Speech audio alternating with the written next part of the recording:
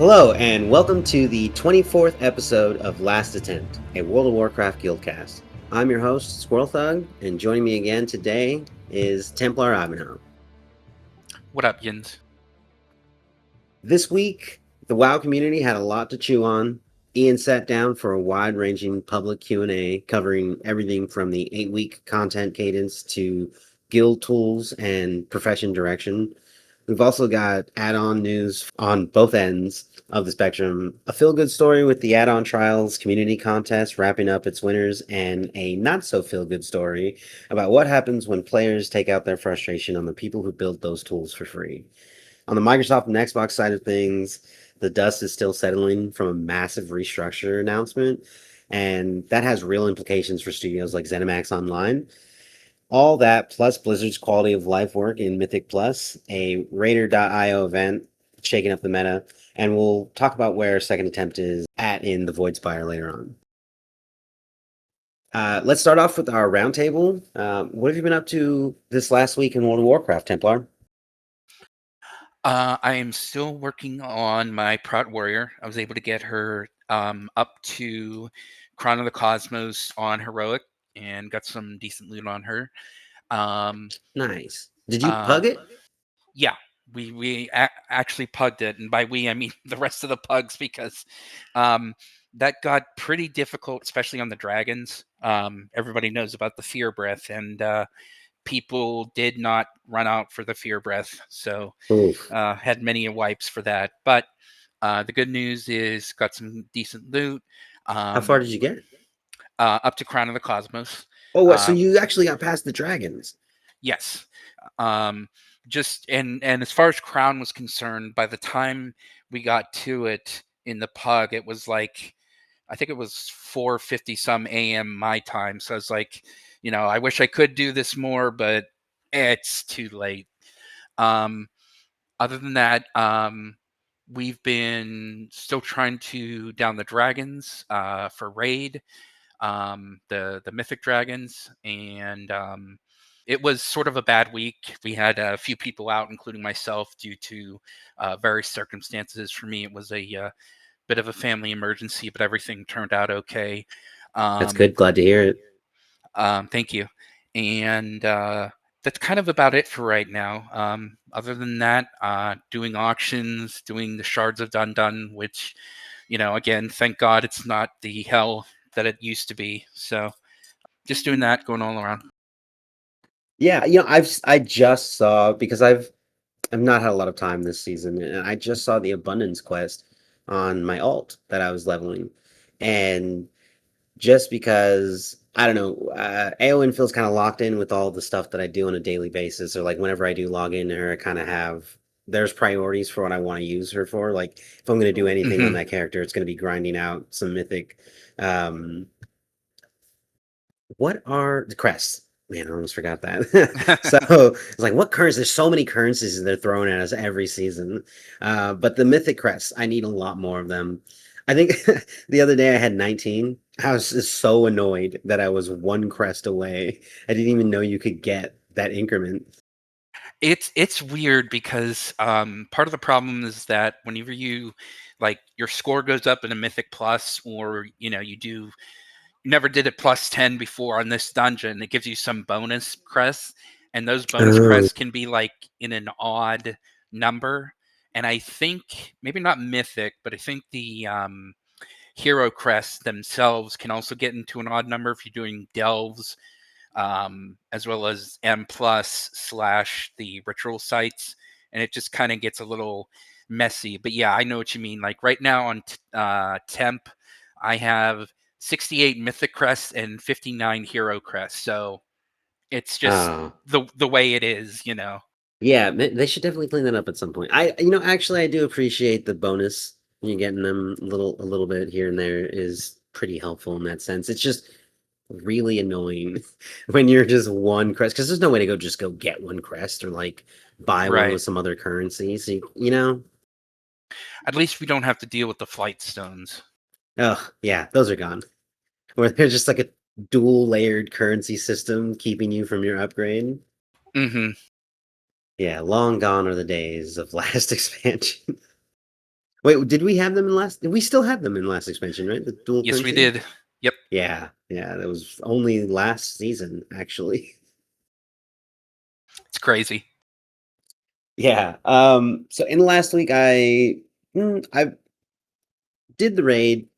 Um, and like you said, we were attempting to get Dragons Mythic down. That didn't go well. We just had a lot less of our main team this week, and so that just contributed to relearning mechanics and such, as it always is. Hopefully some of those pugs are good recruits. We can get some more Hmm. people on the bench, and not really on the bench, but like filling out the roster because even though we're basically at 20, we have a lot of fluctuation in like attendance.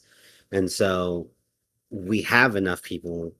We just haven't really had the opportunity to have people like on standby.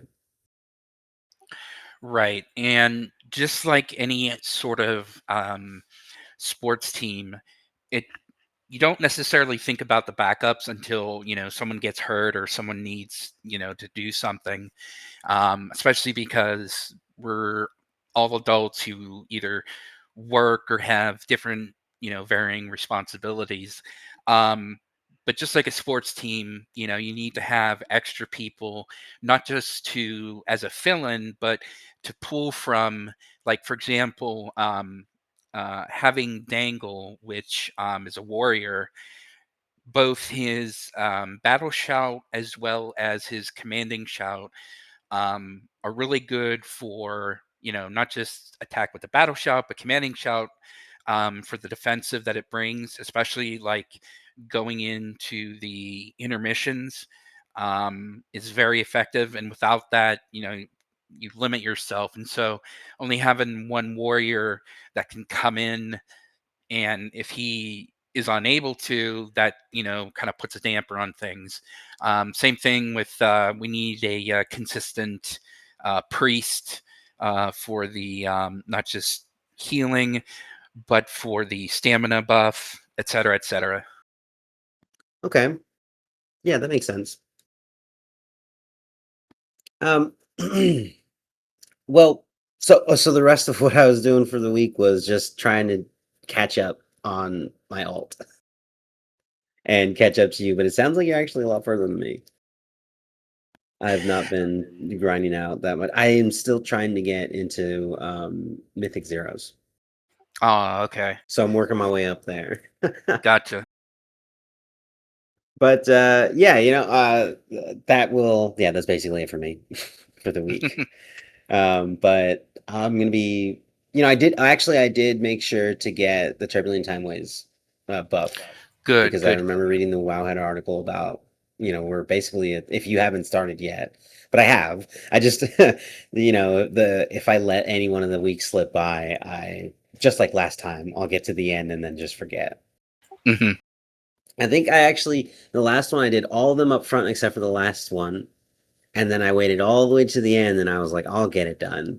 And on the very last day, I even had a reminder and I was like, yeah, I definitely should do that. But when I logged in, I did something completely different. Like I played, it wasn't even like I uh wasn't on, I just totally spaced out on it. oh man. Yeah, but I mean, it's a good thing that they let you purchase it with currency. I just didn't get the achievement. Hmm. But I'm definitely going to get this achievement this time, and I'm definitely getting that awesome dragon. It looks so cool. I know. I can't wait, and everybody in the raid better be having it, or at least us cool guys on the podcast. Definitely, for sure. Yeah, we're gonna as soon as they get it, right? Just only use that mount in raid. Exactly. And we'll just all group together so they know who the cool people are. We'll be a clique. Well, especially when we defeat the dragons, because we'll all mount up on our Oh, dragons, and yes.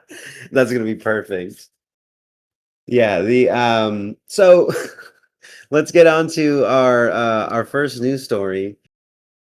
The first thing we got on the list here today is Mythic plus tooltips now show enemy forces, the enemy forces contributions on PTR. So um, I know we did say we were going to save some of the 12.1 news for later, but It's more of like class changes and stuff. Like there's some major things that are happening, but they're going to change so much. But this is something we should expect that is going to be in the game. Um, and this is great. There are add-ons that help with these things, but a lot of players, myself included, don't like to rely on add-ons. And it's much easier if the game presents this information to us.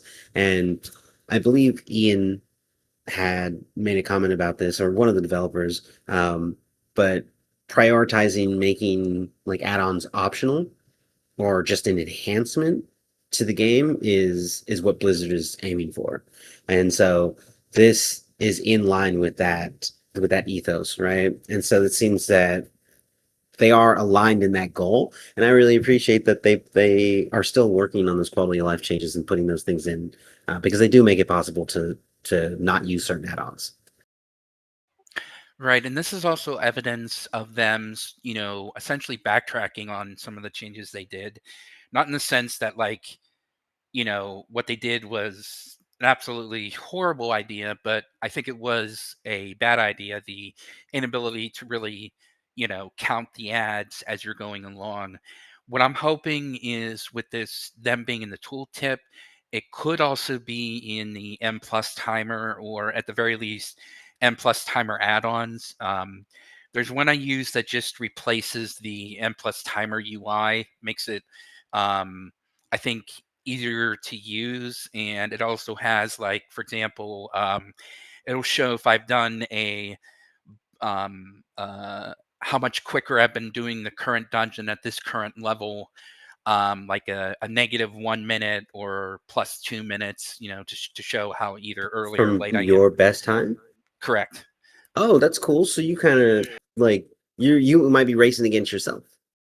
Yeah, yeah, and it's good, especially as a tank, since you're, the leader of the group and you're trying to hurry everybody up. Um, but what I'm hoping is with this, being official again, it'll be able to add it to the timer like it was back in the last expansion. And what it would do is, if you have a certain group of enemies pooled, it would show you in the timer the amount of extra percentage you're getting. Of course that was broken, but then with add-ons currently, they sort of worked around that. I think the one is like Mythic Plus Counter, or Mythic Plus Count is the name. Uh, but yeah, good change to go back to helping us, play the game as we can, get the percentage that we need, et cetera, et cetera. So right now, as it stands, the default frames for, or well, the default like UI elements for Mythic Plus is in the objectives tracker, right? Like the quest tracker. Yeah. And so you'll have like an objective there, and it doesn't it show the timer and a progress bar? Let me see if I can. Let's see. I'll have to track down what it's called. Um, but basically, it just skins the UI frame to, it has the same information, the bosses, and how much total percentage you have, just like the normal tracker. But it can't count the amount that's currently pooled. That's, can't do that just because of the way the game is right now. Okay. But the extra part where it shows sort of like your best lap or your best amount of time, that's part of the add-ons. I guess it's Okay, a sort yeah. of like the database, if that makes sense. Yeah. um but yeah, it just uses the um same interface, to just sort it, just like overrides or overloads it, would be the programming term. Okay. Yeah, I don't really have a lot of experience with the timer and the percentage bars or like how to pace through a Mythic Plus. I've always just done Resto Druid for Mythic Plus. I've only been doing Mythic Plus since last season or season two of The War Within. Hmm. So I haven't really had actually. I think The War Within is when I started. So all three seasons I did do Mythic Plus, but season one I did like 2. I didn't do very many. I did like a couple of them. But I got a taste of it in the beginning, and it was so stressful. I was I had never experienced like that kind of gameplay in World of Warcraft Right. before. Right. And it was odd to me to persevere through the dungeon, and no matter how, the fact that it was really difficult, and it was the beginning of the season, it was a Mythic Zero, but it was the beginning of the season, and we were all under geared, and we still just went through. And I just thought that it was like I was just doing such a terrible job, but then we got through, and everyone's like, "Yeah, that was great." I was like, "What? That was what?"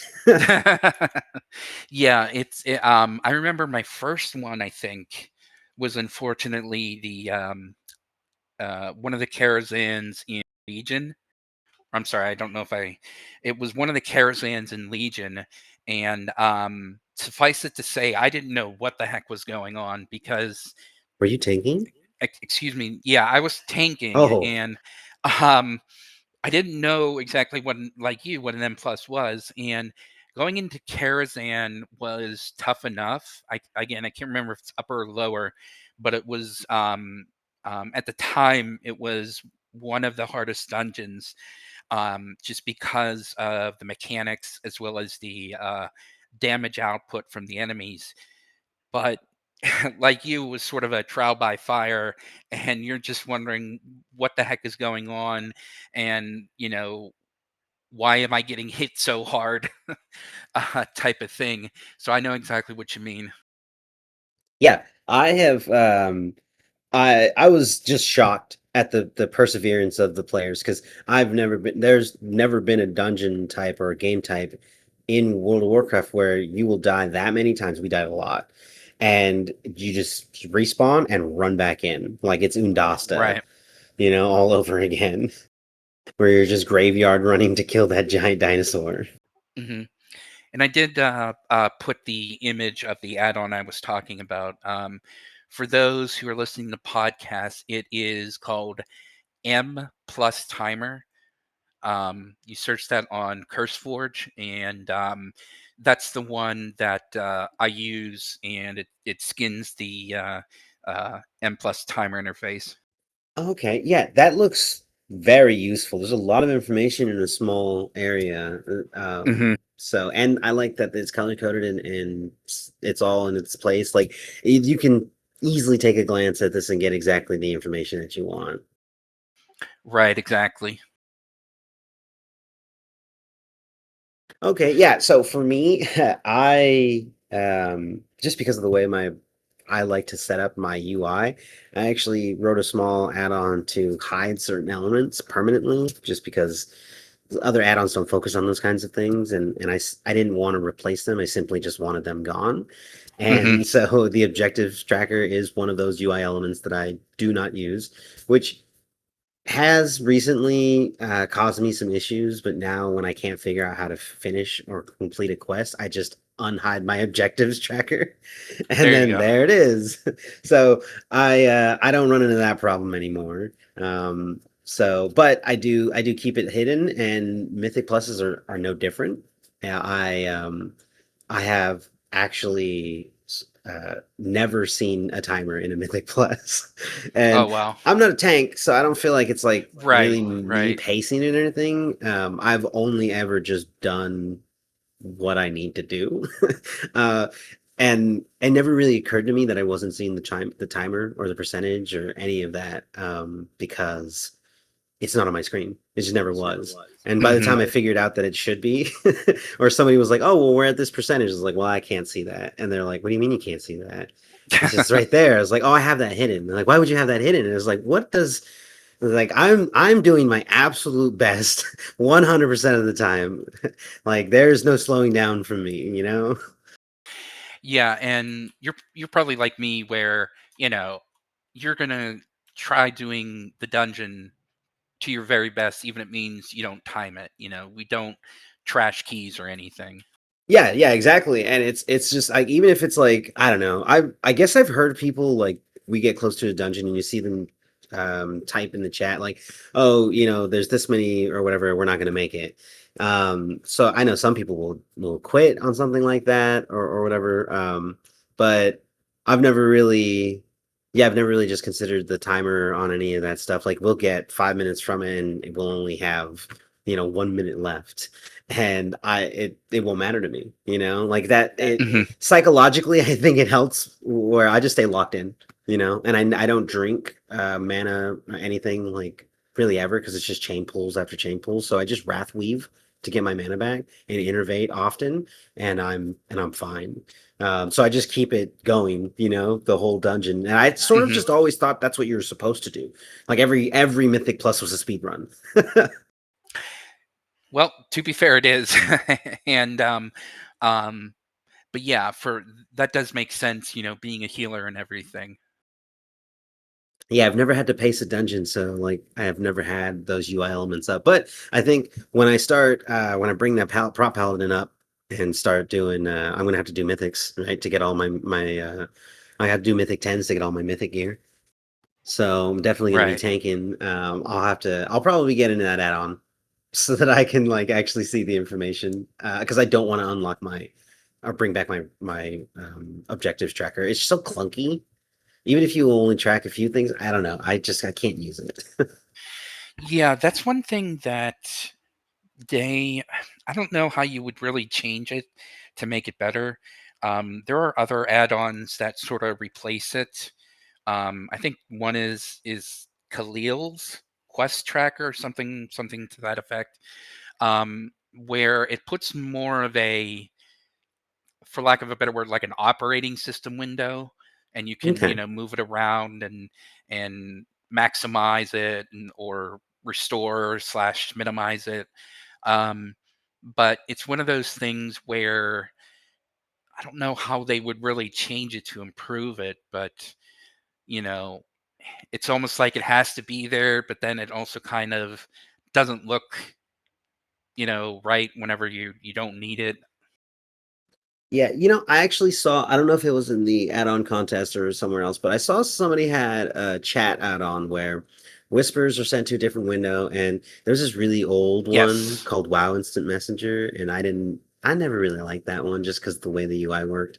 But this other one, it's not like several windows or a single window for each one, even just grouped up. It's just like a singular UI window, and you'll see all your whispers in there. You can choose from them, like you can choose a Discord channel in the left-hand panel, and then when you choose one, when the conversation comes up, you're on the right and they're on the left. So it just looks like a text message conversation.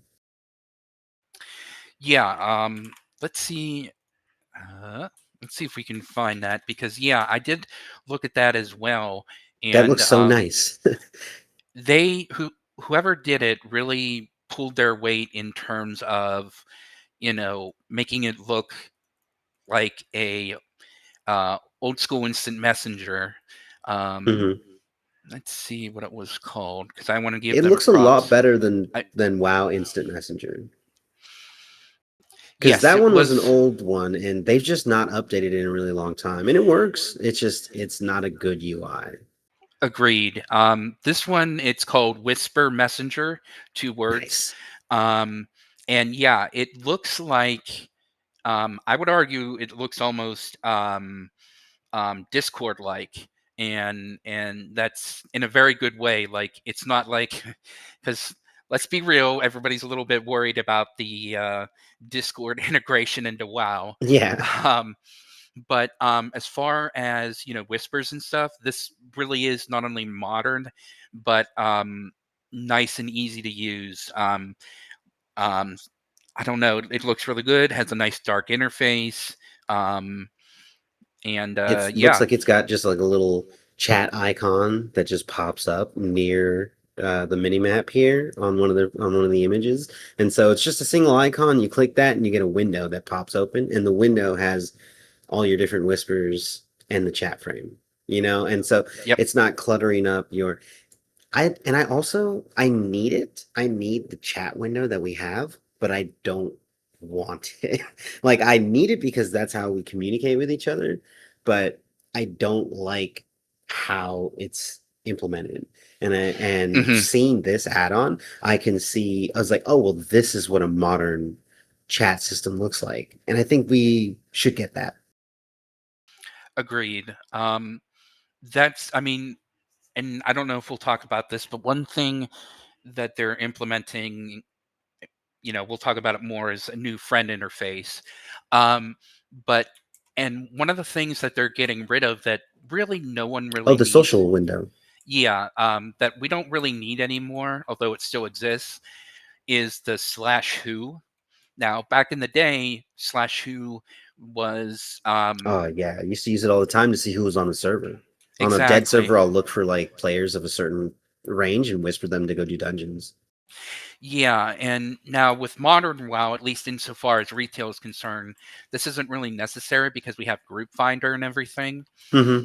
And so they're removing that from the interface, but the command is still there. You can still do a slash who, but it won't be in the social um, interface anymore. And so they are changing things. And like you said, I think the way the chat system works is probably going to need a modern, uh, uh, not even just a reskin, just a modern redo. You know, to put it with the modern needs of the community. Yeah, I definitely agree. I think they have been focusing on certain parts of the UI to modernize. It's just some of them have. It's I think it's the ones that have stayed the exact same since launch. They should probably look at first or be higher on the priority list. Agreed. Yeah, and it's just a lot of old stuff combined with quite a bit of new stuff, and we just need, to get all three or all those different things aligned. Yeah, but it is good that we have these updates to the UI and for the example what we started this with the tooltip edition, right? I mean, that's one less add-on that you're going to need. Or at the very least, even if you do have an add-on like the one we were talking about the Templar uses, that's off to the side.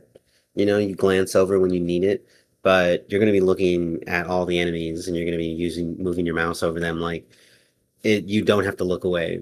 And not that that's really that dangerous in certain levels of Mythic Plus, but it is a nice quality of life. You can kind of just stay in the flow of things, and you just always have that information there. So hopefully we get more additions to like what we can and what we can show in a tooltip. You know what I mean? Like we haven't Yep. had a modernized part of that where we can really customize a tooltip and like we can move them around. But a timer like that, what if I don't want that there? I have a UI element that does that, so I don't want it making my tooltip even bigger because I have all these other things in there, you know? Like if we Right. get to a point where we can actually like change those things up, I think that would be really cool. Hmm. But until then, this is pretty awesome. I like this. I like this change. I think it's really good. So on to our next news item, we have Ion Hazzikostas and the Portal Room. The Q&A they had planned for this last Friday um, went down, and there was a lot of things that they went over. Now there was 350 submitted questions, but they definitely didn't get to all of those. But there was something about the cadence that players were talking about, and um, for what we're doing right now, where we have these 8-week patch cycles, and that results in what is it like? How many months? We're looking at like 6 months for a season. Give or take, yeah. Maybe even like 4 or 5. It just sort of depends. Yeah, and so resulting in somewhere around a year and a half for an expansion and then just getting another one. That pace is where they want to stay right now. So until the numbers change and they're going to continue to look at what the players are saying, what the community is saying, and then adjust accordingly. But right now, they seem to have hit a sweet spot. Yeah, well, what was interesting too is they he actually discussed that they had um the not only the numbers but the feedback on what people essentially were either saying if it was too slow, if it was too fast, if it was just right. And it seemed to be that it was more on the just right side. But he also mentioned that not only, he he brought up and agreed that they did screw up with 1205, and that's been a something that's been on a lot of players' minds still, and Hmm. they are going to. He said every 2 months felt about right. This is from the Wowhead paraphrasing. Every 2 months felt about right, both from a content and bug fixing perspective, though they acknowledge that it has grown to feel overwhelming for others. And so, they are looking at things and gathering the data from different players. And they also said they're going to focus on more bug fixing whenever the patches are about to release, which is it's good. Essentially they're going to put um, a freeze on new features to a certain point and then just focus on bug fixes. This is very common among um, programming projects in general. One that I just off the top of my head is the 3D graphics um, project for Linux Mesa. They do the open source drivers and kind of oversee the open source graphics drivers for Linux. And what they do is they will, once they got all the features ready, for example, they're going to release a new, I think it's 23.2 in August. What they do is they branch out a release. They then focus about a month or so worth of release candidates with bug fixes. Once those bug fixes in the actual um, um, next version is released, they then focus on the new features for the development release. So it seems like they're sort of moving into that sort of cadence from the way he was describing it, which again is a what you want to do, especially for something as complicated as WoW and the whole having to fix the elevators in Siege, which then broke the houses with the housing, and it's that sort of thing that he brought up that they're going to focus on, and sort of do that branching off of versions. Yeah, there was a lot that was covered here, and we're really glad that Ian covered those things as well. One of the things to note was the section on profession updates and what they were talking about with those. One section for like in particular the archaeology, that one's something to think about, but overall there seemed to be a discussion on how primary professions can be changed, and you're like you have all the professions. Like, actively, Yes, like, sir. you have them all leveled up, right? Yes, the only ones I don't are gathering professions, but for my alts, I'm going to work on that. Um, but yes, I have all the primary professions leveled up as much as I can because we're still not at the point where I have every single talent in them. But they're all fully leveled up. I got all of the max level equipment now. So yeah. So one of the things also that they had talked about is making some changes to primary professions. And an example that was given was that um, while the depth can be valuable for blacksmithing, uh, rare and coveted pieces of endgame gear, there's a little too much complexity to just picking flowers and making potions for yourself. And potions, right? Like, definitely alchemy, like that is I get where they're going from that, right? Because some people would think, oh, well, that's crafting in the same, it's not gathering. So while gathering and crafting professions are both primary professions, and you can only get two of them, I would think that the line that would be drawn would be between gathering and crafting. But they're very clearly drawing a line between, gathering and some of the crafting professions, and then the higher end, more coveted, I guess, professions. Like, I mean, I think that sort of depth from blacksmithing and jewel crafting and perhaps even engineering, if they give that a good overhaul and make it fun again. Like, it doesn't have to be the thing that it doesn't have to give like player power or raid power or PvP or whatever. Like, it could just be a fun profession again, where you're giving us the opportunity to like basically play the game how we want. I can forego wrist enchantments and get a rocket. instead, right? And now as a rogue, I have Mhm. one more ranged attack, which is huge for me in world PvP because I don't have anything outside at that time besides like throw, right? And so being able to keep somebody in combat when they're running away from me, I use that so many times, just having a rocket on my wrist. And it wasn't even like a high end, enchant, but it's those kinds of choices that made the game fun for me, which is why I've stuck with engineering this whole time. And now they seem to have bundled engineering up with blacksmithing, leatherworking, all these other ones, and none of those have anything fun. And now engineering doesn't have anything fun. And it's just a carbon copy of the next one over. But they seem to be drawing a line here and saying things like blacksmithing would have depth, but alchemy would be much more simple. Also saying that secondary professions are overdue for a closer look. I think, or I would hope that cooking would be sort of thought of in the same way, right? Like, why do I have to spend so much gold and so much time getting cooking leveled up? Especially if you have to use it for like raid power or something, like I should just be able to get it done. Yeah, I will say with cooking, for this expansion and to a lesser extent the last expansion, but definitely this one, it was actually very easy to level up, believe it or not. Um, the the the good thing was that most of the mats that you needed for cooking was actually on the cooking trainer, and then the rest of them you actually didn't have to fish for. Um, in previous expansions, fish were not only for leveling up the professions, i.e., using them for um, the weaker crafts, but you'd have to use them especially for the bigger crafts with feasts.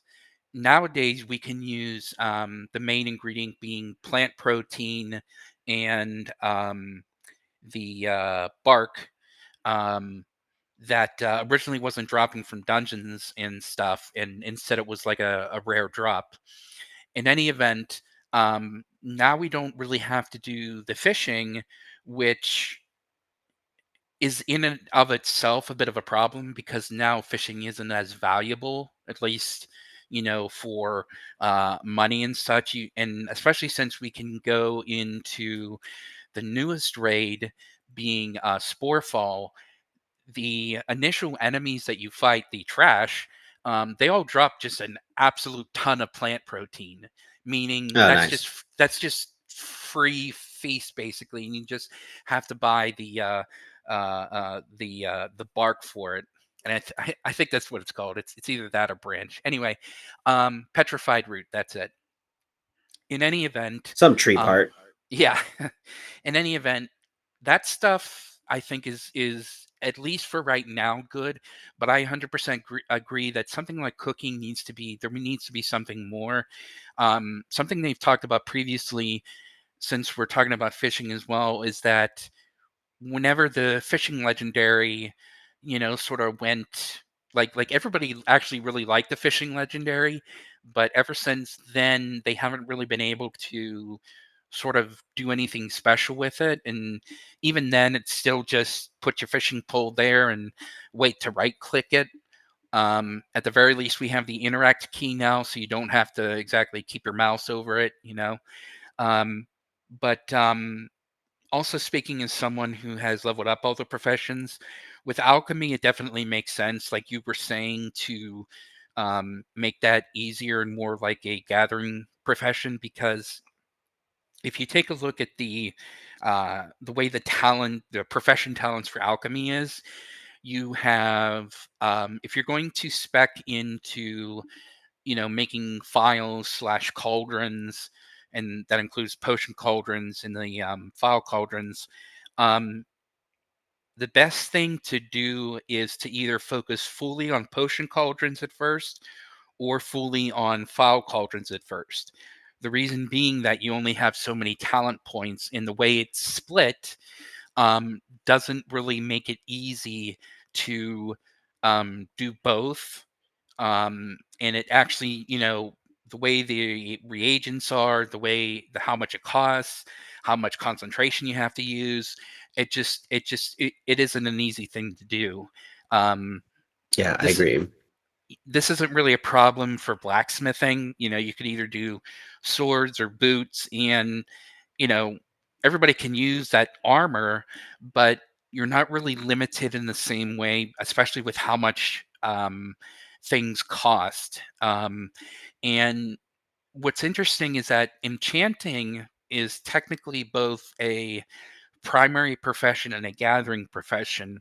And by Yeah, it's that the I only mean, one. yeah, and by that I mean not just disenchanting things or getting the materials from doing that, but the weekly knowledge professions. The way you get the profession points is actually just disenchanting a ton of different items until you get all the profession knowledge items to use. I think there's 12 for enchanting, somewhere around there.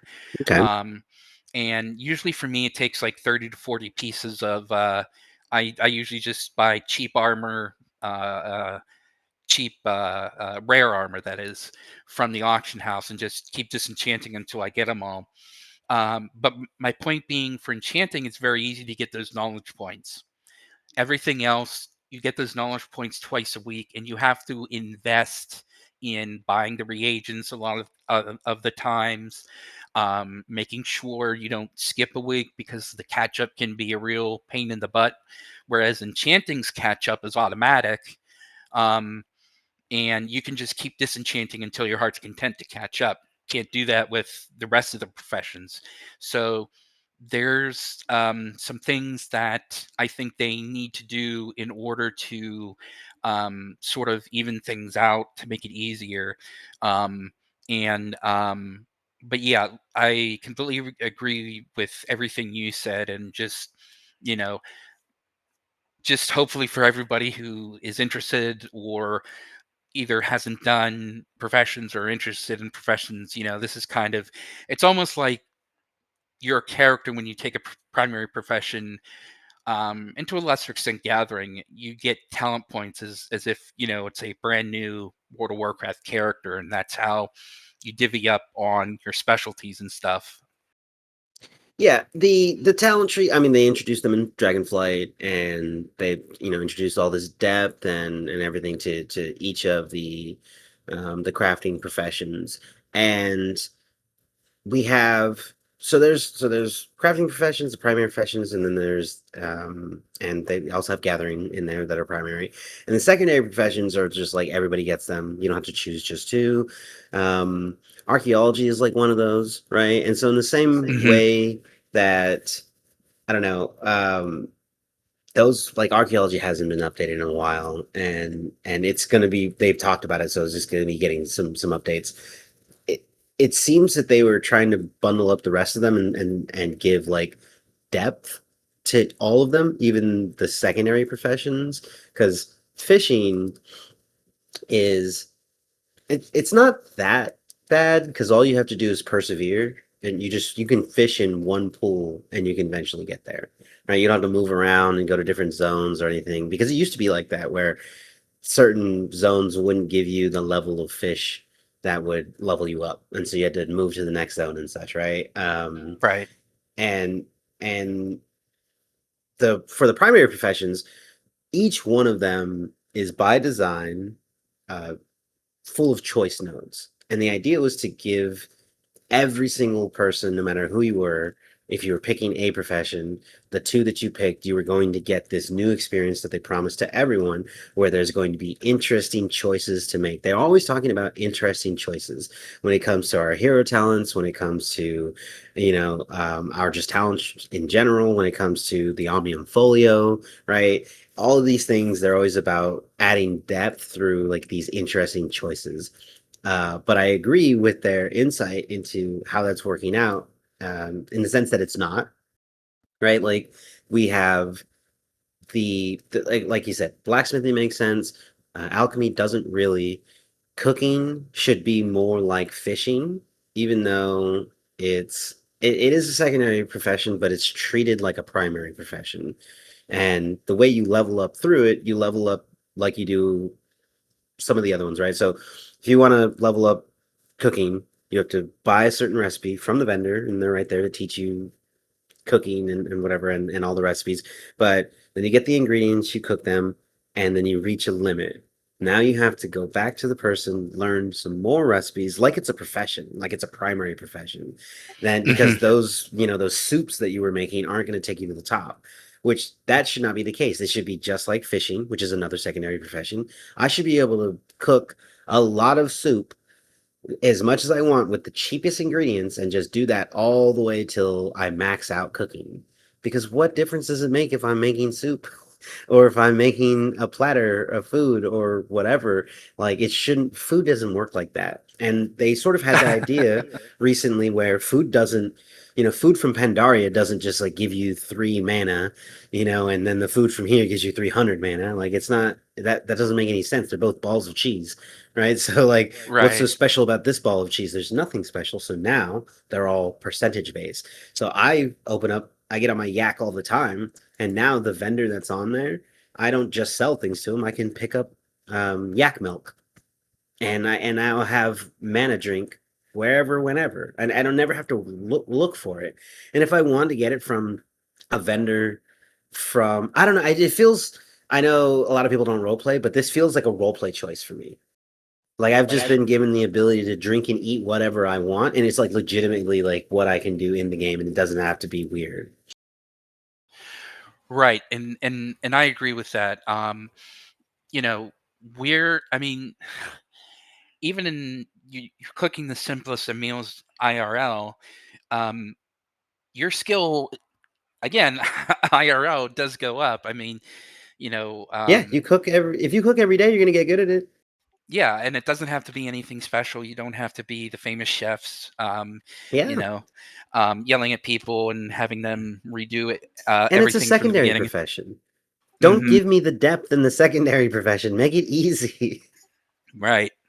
And but even I mean, like they were saying, alchemy is going to get that treatment. I think that they need to make a hard choice about engineering, and they need to either give it all this depth and then give it some like actual continue with the raid powered player power, that kind of stuff, or go the other direction, make it closer to what they're talking about, like with alchemy and like simplifying it, not having so much depth with their choices or even talent nodes. Maybe they change those. And just give us toys again. Even in the form of like, I know rocket boots are, I mean, I can get those from Pandaria, so I don't need you to make them again, right? Like, there's nothing Hmm. restricting me from taking any of these engineering tools that we've had from before and then using them continuously now. It's just that they've stopped developing those kinds of things, and I don't know if they've run out of what they're allowing the player to do, right? Because it's either ranged attacks or like we used to have a mind amplification disc, and I could like wear a helmet and use the helmet like it's an item and Right. mind control something, even without being a priest, And it didn't work all the time, sometimes it backfired, like. But that's the fun of engineering, and that's the kind of fun that I want back. And I don't need interesting choices to make that profession fun. I need toys to make that profession fun. I need something to motivate me to level up my engineering all the way. I have not maxed out engineering this expansion. Like I should have done that. It's the one profession I have on every single character, and I haven't really touched it this expansion because there's not really much for me to do. Yeah, and I can definitely um, tell you, and agree with you. Like me leveling up engineering, there really isn't anything. Um, there's nothing to sell with it. There's nothing that really there's nothing special. It is, basically blacksmithing, but you get to make bows and guns and some profession items now. Um, and one thing I think you touched on, making the you already have the rocket boots recipe from Pandaria. I think one thing they could do, and I think they should do, is instead of you know put new stuff in the game. That's kind of obvious, but why not make it so that current reagents also make the old recipes? That way, for the rocket boots, assuming the old reagents are too expensive, why not allow it so that you can use current reagents, and you make the same thing, but it's a lot cheaper.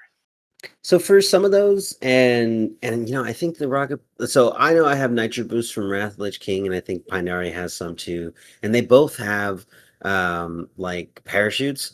But I like the Pandaria Goblin Glider because you can control yourself in the air. But all of those toys from both of those expansions and the expansions in between, these tinkers as they were, these little enhancements that you can do to your gear slots, well, your gear pieces in those slots.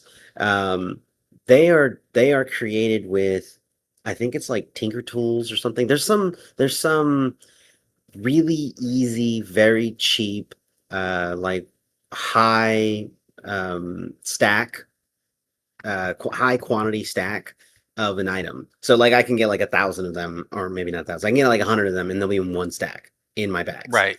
So I can keep a lot of them in my bags. They cost like a couple silver each, and I can make those enhancements to any of my pieces of gear from, like I said, like one's from Pandaria, one's from Wrath of the Lich King. Sometimes I do stuff from like, I think there was one in WAD that I was using for a bit. And so all of them, they all use the same item that I think was introduced really early on, somewhere really early on, and they kind of made some changes with engineering because I don't think that they might have been around in Wrath of Lich King and they just carried them forward. But that's the kind of thing that works, right?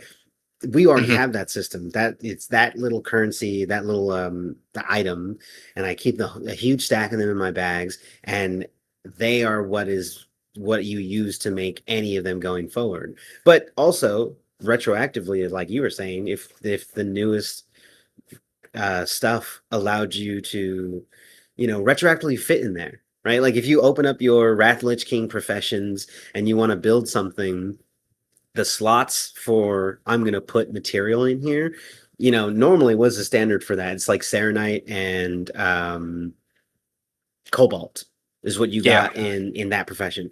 You should just be able to put ore in there, right? Like if you just have like bars of whatever the current one for this profession is or for this expansion is, just put that in the slot. It should just be able to accept it. Like, yeah, I think there's some things in engineering where you can break down a piece of something, and you can actually break down something from many expansions in the past. There's like these extra little tools and things that like get made by engineers, and you can collect those you can buy them on the auction house, and then you can scrap through all of them, and then you either get this little currency that you combine together, and then you'll get profession recipes. So you'll learn recipes this way, kind of like disenchanting. You're basically disenchanting stuff, but the things you're disenchanting aren't from current expansion.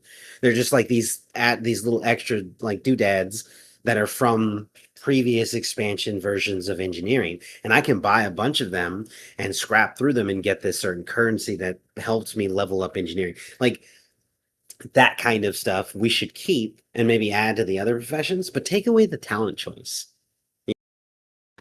It shouldn't take me forever to level up engineering. There's nothing special. Take away the raid stuff. Take away the bind on equipment. Like that's not very useful to us.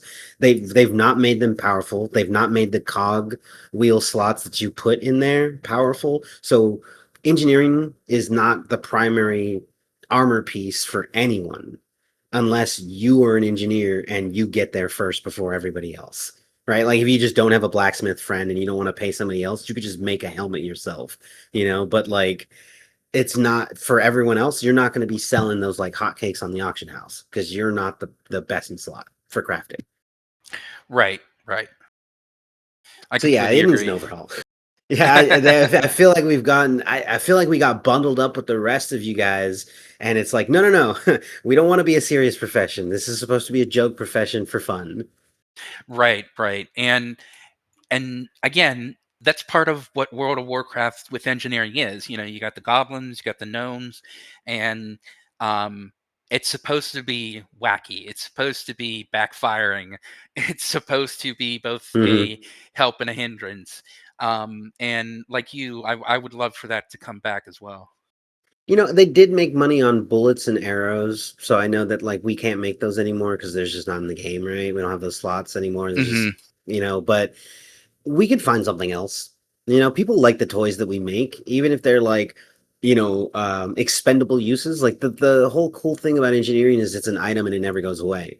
And so if somebody else wants something, making them into like expendable one-time use like items that you sell in the auction house, that's totally a viable option. And we've done that with a couple things. Just do that. If we're going to make money on engineering, it should be for people who want to be like engineers, right? And we're not going to do it with every item, but like some items we should be able to make BOE and one-time use kind of items, right? And that's how we can make money on the auction house. Problem solved. But just take away the depth and the choices and all the complexity that comes with it. It's just not worth it because they because they did that, they also made the choice to not give us any toys in like the last two expansions. And it's Mhm. like because I just feel like somewhere along the lines they were trying to homogenize them so much, engineering lost its identity. Yeah, and I think this is also an instance where, you know, they tried to do good, but, it obviously needs a rework, i.e., they recognize they screwed up. They're going to do something about it. Yeah, I'm excited for archaeology. Getting back to that one, I loved archaeology when it first came in. And granted, I haven't done it for every expansion that it was released, and I've gone back and done a little bit of it here and there. Some of the things that I really wanted, I got early on, and then I just never. There was never anything that kind of pulled me in that direction. But I know like maybe there's some decor items that they added to some of those achievements. So like there's maybe in some new motivation for me to go back and check some of that out. But I like that there was some that they're looking at archaeology because there was some people who were speculating that archaeology was going to get canned. Yeah, and we've seen stuff like this get canned, especially regarding like pet battles. Hmm. Admittedly, it's technically still in the game, but they've even said, themselves that they're essentially sunsetting it. And you can also see this with all of the new pets in the game, except for maybe one or two, don't even have the ability to be in pet battles. You just So, click to collect, right? yep. For example, the dachshund pet that everybody, it's a new one for this expansion. Can't pet battle with it. It just he's just kind of there, looks cute. So they went back to the companion system. They Yes, just follow you around. yes, which is fine. That's Which, I that's mean, great all for of them pets. do. It's just Right. all of them have the added bonus of the battle system, but they're right. Like it didn't get overhauled or touched or anything. They kind of introduced it, set it up, like refined it, and then they left it alone for what, 10 years now? More, maybe more? Somewhere around there. Yeah. It's. I mean, was it Cataclysm? I think it was introduced, if memory serves. Well, possibly, yeah. So that's that is a long time ago. Yeah. Yeah. And I remember Pandaria came out and then we had that Timeless Isle, and there was like this basically a sort of like the final four in like Pokemon. There was a kind of that kind of thing going on there. And you Hmm. can fight them and just tournament and get an achievement and stuff. Like that was really cool. That didn't seem, I don't know how much that development time that took, but it was a really cool thing that people were really excited about. I think the lack of that kind of stuff is why people pulled away from it and the system doesn't get used anymore, or that it feels clunky or something, right? They modernized everything else but that. And so I don't know, I feel like there's like a high expectation from Blizzard's end for something that they've built to stay relevant, even if they don't touch it. And I don't know that that's a good attitude for those things. So it's good that they're looking at updating some of these things, but hopefully this is a change and they make some kind of decision about the pet battle because I thought it was cool, but I just sort of wish that there was some other way for me to engage in it. I don't know what that way would be. If it would be a separate experience, I think as it is a separate experience. You can queue into it, and that's not been really good. So somehow integrating that into things that we already do, like I don't know. I don't know how to make that happen. I'm not a good at designing MMOs, but I hope they figure it out because I did like it. I just didn't like the way they have it implemented. I say that because when I did the secret hunt for um, the fell cycle, the Incognito. In there, you had to do one of the levels of the puzzle was going through and beating a bunch of um, these secret people. You do this very specific thing to even get this person to show up, and then even to get them to talk to you, you have to have a team full of pets that you got from secrets. And then so there was like, and I had to go and spend a bunch of gold because I couldn't find or get to some of the better ones, and they're just really hard to get. So I bought some of the second best of that were available on the auction house, and it was still so hard. It was still so difficult to Hmm. get through those battles, but that was fun. There was something really fun about using my pets through pet battles, but for a really specific reason, and like the end being something that motivated me to persevere through all the levels of that challenge. That secret challenge was not just pets, but it was a lot of stuff, and a lot of it was like throwbacks to things that happened in the past and items you got from Legion and BFA and all kinds of stuff. And it was a community event, so when you unlock something in the world, it stayed unlocked for like 15 minutes so anybody else can participate. It was a really fun event in that way, and when pet battles were integrated within that, worked out absolutely perfectly seamlessly. It was immaculate. That's the kind, I don't know what that was, where the secret sauce is in that, but that's the kind of experience that we need for pet battles. Right, and I definitely hear you on that. Um, it's unfortunate because it is a nice little thing to do in World of Warcraft, but like you know, th- I I unfortunately didn't participate in that, but that sounds like crazy fun. I know that if you do the Dark Moon Fair every month, you can do like these really super hard pet battles. Sort of this, I would. It's Oh, not that's so exactly cool. the same thing, um, but yeah, there's like three trainers, and one of them's easy, one of them's, I guess you would say, normal, and the third one's hard.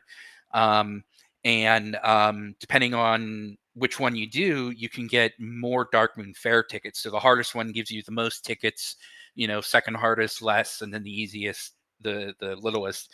But um, I think that's a great idea and something that you know would be great to keep implementing it. But I'm just guessing, the way they described it is just people weren't interacting with it. So it was like one of those things where we're not going to exactly remove it from the game, but we can't really put any more development work in it.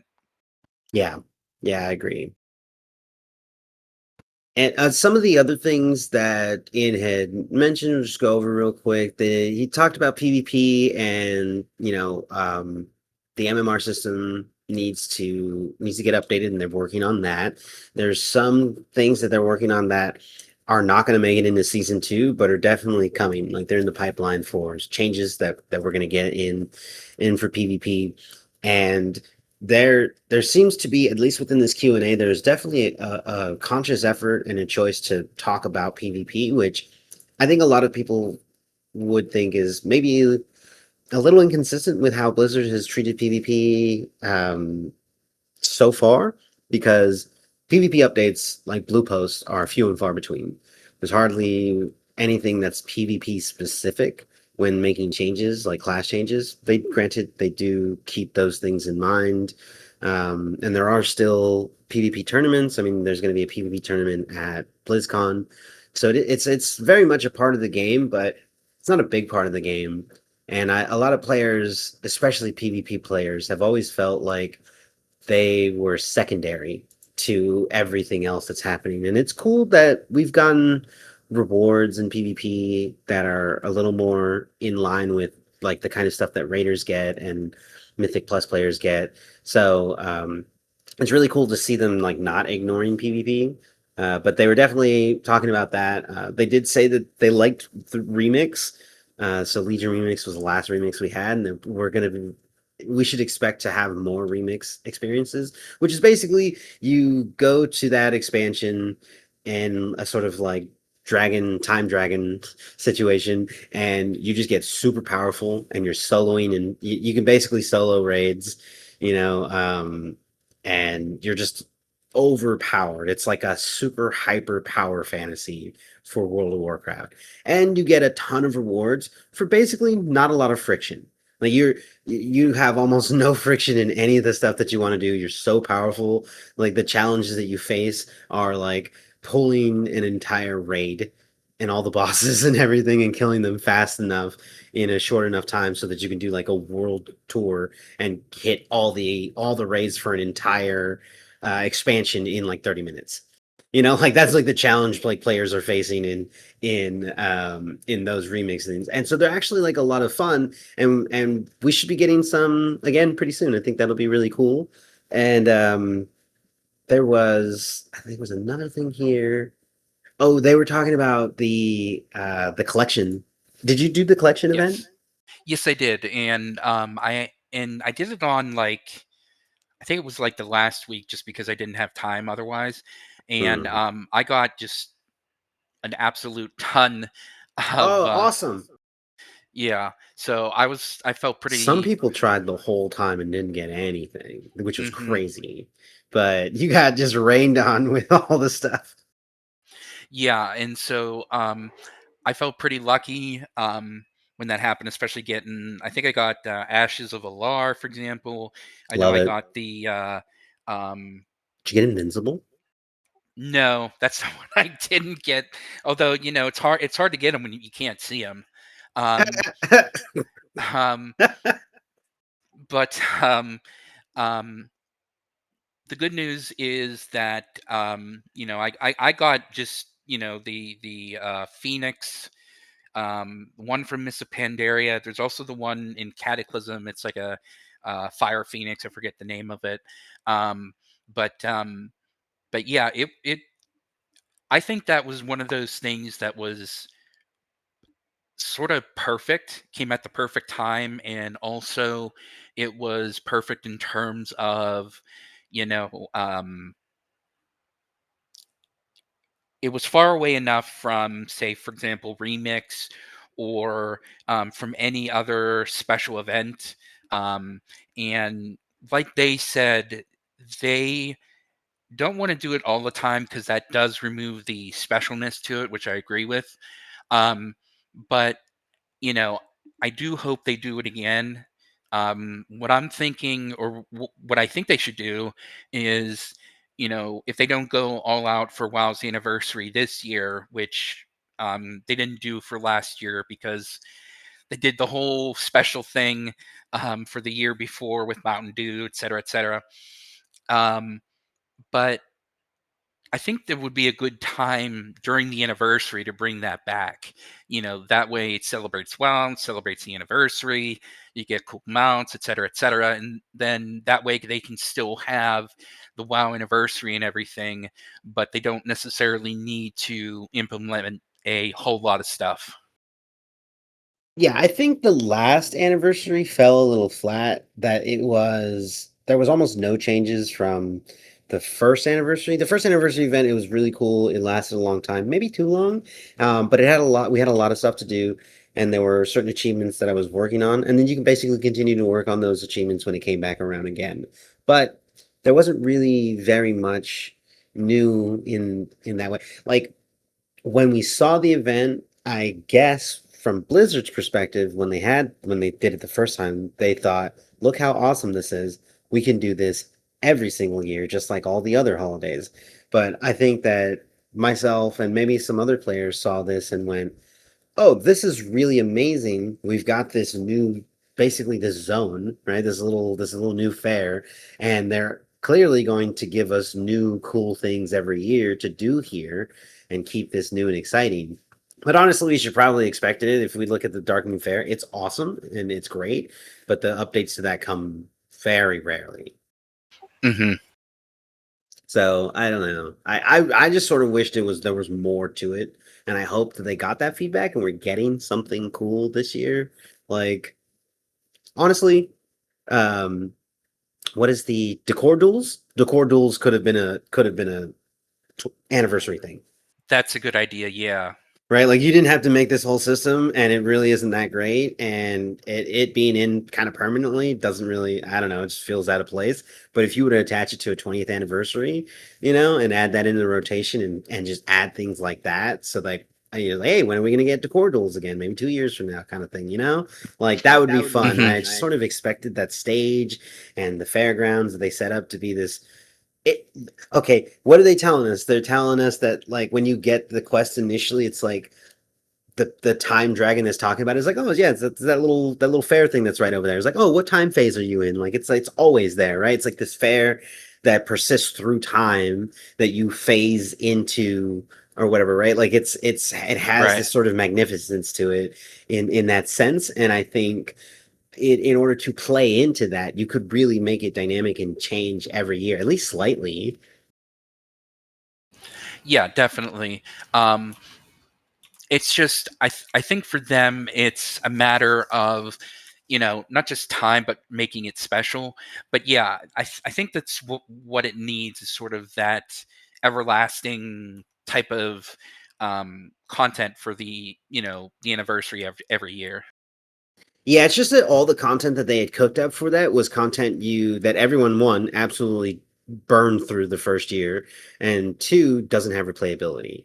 Like if Hmm. it was fun, like I feel like the Darkmoon Fair has this level of replayability there that which is why people still go back. But this one, all those things were cool and they were fun the first time. Maybe the competition with the mounts, where you show off your mount and stuff. Those ones are cool. I think that one's probably could persist for a long time. People enjoy that, but a lot of the other ones are just like, this isn't really that. It's not really that engaging. Right, right. And they didn't have the raid in the same way. Like I think you can only LFR the raid, which is not cool because I wanted to zone into it and like do the full raid, but you can only do it in sections and it's like super easy. Um, but I mean, with layers coming in, perhaps we can get that treatment for this, right? Where it has a Hmm. flex difficulty for Mythic. Yeah, I think that would be really cool. And we also have to remember that Um, there was also an issue which anybody could have really expected, but there was that with Mountain Dew, there was like a I don't think it was Leroy Jenkins, but they had someone special name that they were like giving out free codes to if you joined their raid or something. And instead of say having one character of the same name doing the same things on each server. It was just like one server with one um, guy who was Oh, that sounds behind. terrible. Yeah, with who was behind the NPC. Just Um, bottleneck the entire thing. right, right, and it just. uh, I mean, it made for some good pictures because everybody was gathered around him.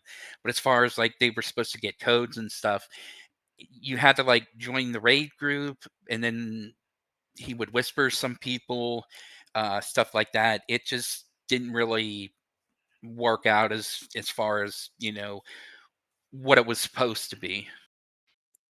Yeah, that definitely seems like just a knee jerk. Let's do something, and then it's not really well thought out. So definitely bad implementation on their end for that. But I mean, talking to like speaking of like exclusives, these items and these rare items and such. I mean, one of the things that was gone over was how they're treating some of the items that have remained exclusive to certain things or really rare, and and we've seen this already. We've seen 2 3 months ago we had it was like it looks like a griffin, but it was a really special one. It was like a glowing one from the TCG. So it's the trading card game mount.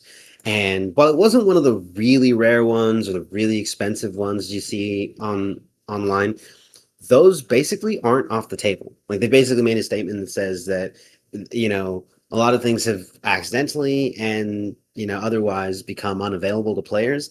And most, if not all of them, are basically like on the table to be introduced in some way or another going into the future. So it's a little unfortunate, I guess, if you're holding on to a TCG card. But honestly, if I was one of those people, I'd be selling it right now. Because those Yeah. those cards are not going to remain exclusive. for forever. Yeah, and I still haven't really been able to use it because unfortunately Blizzard doesn't like fun and you can't use it inside a raid, but it's the Sandbox Tiger from the TCG. And the way I got that was whenever you got Cataclysm, you got a deck of the WoW TCG cards, Oh, and that's it had awesome. it. Yeah, yeah, it was in the collector's edition, and within that you had one of the cards could give you a random prize. And I think the most common one was like the Sandbox Tiger, and this one is like a spectral tiger that you hop on, like a one of those horsies that Yeah, like if at the at a parks. yeah on the spring. Yes, yes, on the spring. And but again, I would love to use it in raid. Um, but Yeah, you can't. And so I've had since Cataclysm it in my inventory. I think the initial amount it gives you is like 50 charges, and I still have 34 of them. So they just use it sparingly. yes. Yeah, and the mount that was available on the it was from the trading post vendor was the Blazing Hippogriff. And so you could get them with just Hmm. tender, right? And you didn't have to buy it from the store or anything like that. Like, and it wasn't super expensive. It was on the trading post, and they don't have, things that are priced way high on there. They're all really standard pricing. And so for the amount that you could get any other mount, you could just grab a Blazing Hippogriff, which is a rare TCG mount. Prior to that, there's no other way to get it other than like the card. So Hmm. those kinds of things that obviously happen, and we're gonna see those things happen going in the future. And I'm really looking forward to seeing a lot of those things come back into the game, or just reintroduce them in during an event, or use them in a holiday. Make holidays interesting again. That's another good one. Yeah, because they did up it with the Winter Veil. And to a lesser extent this year, they did add some things with the Valentine's Day because they gave you sort of a a hub you could teleport into, and there's actually like a new quest line of giving like Valentine's Day gifts to people. But other than that, yeah, it would be a great thing to do for like Thanksgiving with the Pilgrim's Bounty. That's hasn't had a change in a I don't know forever. Um, but yeah, there's a lot of extra activities that could do for some rebalancing and adding things. It's good we have also the micro holidays, but the thing with the micro holidays is not only do they not really give you anything, but you barely even know when they come. They're You easy to know, miss. hmm so it's not like um, you know, Winter Veil or Valentine's Day. You know, you see it all across, even all the major cities, all of the like Dalaran, even Quel'Thalas and such. But the micro holidays, they technically exist, but no one really knows when they come out. I don't know, even though they're pretty cool and everything. Yeah. Yeah, I want to do the guard for a day next year. Hmm. The other And one, the Stormwind armor looks so good. oh yeah, definitely. The other one I like, and actually, and this is another one that you is actually worth doing is free T-shirt day, um, That's and you awesome. actually get free T-shirts that you can wear. So for those who like for me, for my armor set, you Wait, can't does it look tell. like a t-shirt? Like on your character? I believe so. Yes. With the short Um, sleeves? yes. Oh, that's that's so cool. Now I could be wrong on the exact one because there are various shirts and some of them long, some of them short, but I believe so. And if memory serves, they are there's a few different colors that you can get during that. It's been a long time since I saw that, but what's nice about the t-shirts is number one, free t-shirt. Number Yeah. two is like for me, what I do with the shirt items is I use them for to hide some parts of my armor. Essentially, my the gloves can. there's like a little piece of bare skin that, unless I wear a shirt, it shows through my armor, kind of looks off. But anyway, um, um, the third thing is that, now that we can hide armor, you can just go in with pants and a t-shirt now, and and your Yeah. weapon out. So it does present more, transmog opportunities with that. But yeah, they should, like, for example, free t-shirt day, I think, is only in your factions major city. I could be wrong about that, but I know definitely Stormwind has it. Um, but yeah, there's a lot of things that could be redone. I mean, even like the calendar system, that would be nice to, sort of spruce that up. But the good thing he also said, Ian said, is that essentially they have extra teams working on these smaller things, you know. I don't remember if he said how large it is, but they do know there's stuff that needs, retooled, that are old, and that they are putting specific teams for that. So, it's an ever evolving and an ever changing game, which is great. Yeah, I think if they focus on adding things in or doing something, one, update the the events and holidays and such, like the main holidays, right?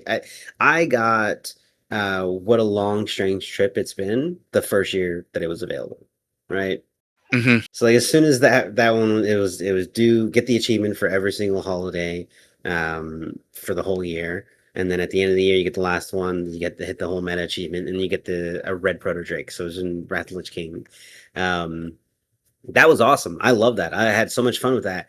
That was like 2010 or so when that was released, and I got it in 2011. It's been 15 years, and we've not had any other achievements like that of like go through and do all the holidays. There's no motivation. Like I've done it all. I did it 15 years ago, so I've never had to do them again, and there's not been anything to pull me in. And so like with the abundant, or no, is the event for the collector's bounty, for the collector's bounty event, because not only what was like drops for mounts like much higher, you were getting a lot more gear that was just dropping in general off of a Hmm. boss, and you were having just a higher percentage rate for certain gear pieces in there. So it was really good for transmog too. So the collector's bounty was good for both of those things, but it was such a good event, and they said they wanted to use it sparingly. I totally agree. We should not get that again for maybe for the rest of this trilogy, just to make sure that it remains impactful. But we can come up with more events that are similar to that and rotate through them. Like I think Right. time walking events are really fun. They're sort of expected, and they're something that we always have, but turbulent timeways is not only it's a really big boost for players to like level really fast, so we get something good out of it, and there's like less friction for leveling, and then we get a lot of cool transmog and cool mounts and all this other stuff that comes from that. But it's dynamic, and they change and they rotate through the time. Even when they just do regular time walking, they rotate through all of those. It could be a really long time till we see Shadowlands again, you know what I mean? Right. Exactly. So that that is what we should have, right? Like we should have those kinds of events that are happening where you have so many of these different events that could happen when it's like, hey, it's the near the end of a season, and it's slowing down for everyone. We got to pull people back into the game. We're going to throw one of these events out. We don't just know what event it's going to be. Like we can just come to expect that there's going to be something cool near the end of the season, and that's going to be something to get excited and anticipate, but we don't know which one it's going to be, right? Up until like right before. Hmm. So yeah, I think that would be a good idea. Like that they're looking into that, or at least having conversations about it. And so this was like a really good Q&A, and I believe it was an hour long. And so that video can be found on Wowhead or YouTube, and you guys can check that out. It's very interesting, all the stuff that they went over. And for the next news item that we have, we're moving on to the Addon Trials community contest winners, and the top three that had won were Ellesmere UI, Dander's Frames, and Coolinator. Coolinator is the one that I was mentioning when we first announced it. We were actually talking about Ellesmere UI on the last podcast, and we did see and mention Dander's Frames in there, but I didn't really see what was very, I don't know, maybe like winning, like the winning aspect of like that one was. It's just a raid frame, but out of all of them, it seems to be, I think like the only raid frame that made it to the finals. So that might have been why it made like, top three. Because out of all of what was available here, because like any other raid frame is probably grid, cell, right? Those ones that are well established and long before midnight. Right, right.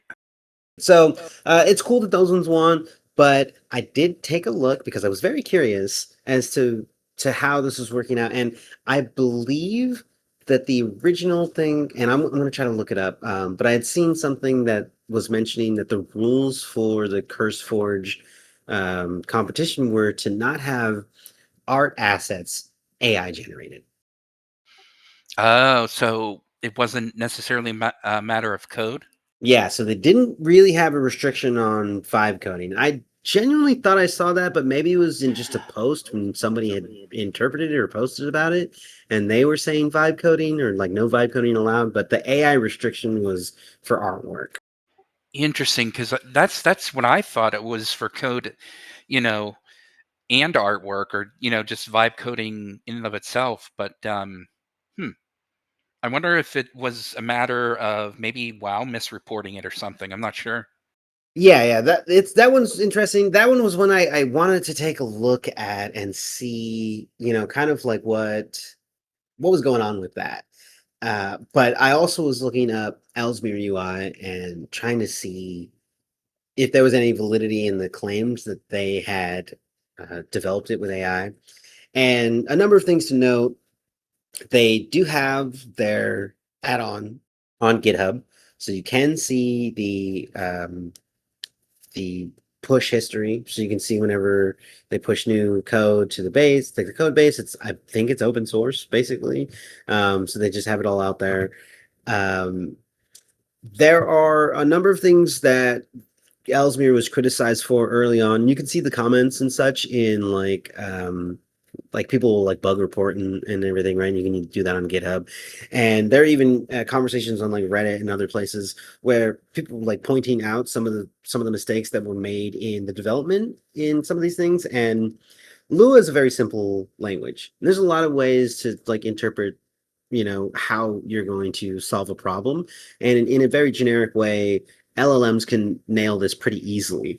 And so the implementation of what was working for Ellesmere, I think there was like something for checking something in the UI. And so the way that the add-on was checking initially was just like a broad search for just like a ton of events, or just like this broad search trigger for a wide range of events. And that's a sort of catch-all, but is not very performative and also very unnecessary. So if you knew anything about Luo, and well, not really if you knew anything about Luo, if you knew anything about how World of Warcraft builds their API and access to it, and how you're basically the best, most efficient way to do that as like an experienced add-on developer would know, you could be a lot more efficient with that and be very precise. Those changes or those things were pointed out. Some speculate that that is from accelerated AI development within this add-on. There's a certain point in a date where the add-on was developed prior to that, but you can't see it, right? So it must have been developed in sort of like maybe a private repo or something, but everything from somewhere around March in 2025 and on is when it was in that public repo where you can see all the commits. And while there has been conversations where Ellesmere has mentioned that they do use AI assistance when they're coding. And so, like I was saying, you're typing away in your IDE and you have AI suggest things to you and it accelerates the speed at which you're doing things. That for some people, allows you to be much more involved with the code base and be very present and make changes and really tune the things that the AI is giving you. And that's the claim that Ellesmere is making, is that they use AI for their development, but they're very hands-on with it. And they don't just prompt and then let it go nuts, and Right, see what they right. get.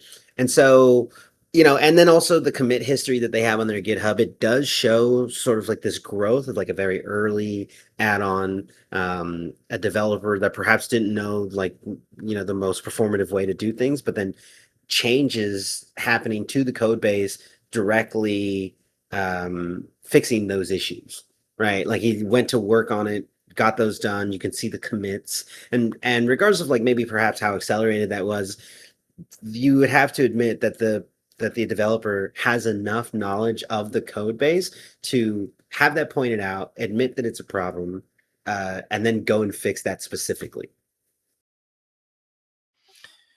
Okay, so yeah, that makes sense.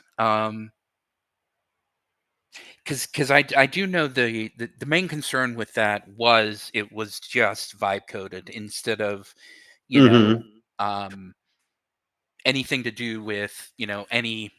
I hate to say this because it sound mean, but there wasn't any like human intelligence inside of it. Yeah. It was just vibe coded. But that's good to hear that, at the very least, you know, it being the winner, it wasn't just something that a computer did.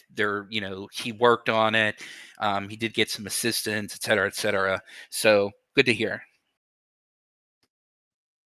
Yeah, and I'm taking a look at the terms and conditions for that contest and the modding contest, as it were. And there you are here, and reading this line, it does say using AI generated project avatars for the contest is forbidden, but I don't see any other in the submission requirements that mention AI.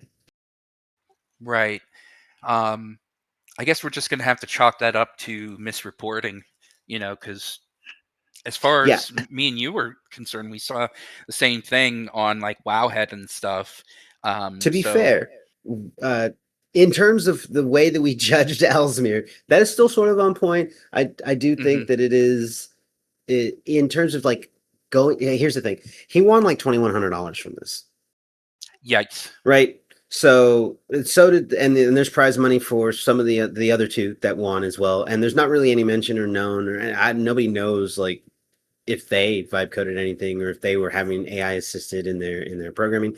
And so it's like I think it's totally cool to like have AI help you, have it help me on a ton of my software projects, and I Hmm. automate things all the time. But I use Python before AI came out, so like I'm automating things all the time anyways, right? It's just like now there's like AI to help accelerate some of those things and then just like make automation a little bit easier. But so that's not really a difference for me in terms of like maybe development or doing certain things or running tests and such or CLCI like pipelines. But when I don't know, I feel like if you're competing against other people who may have not used AI to accelerate their development, I don't know that that's a fair fight.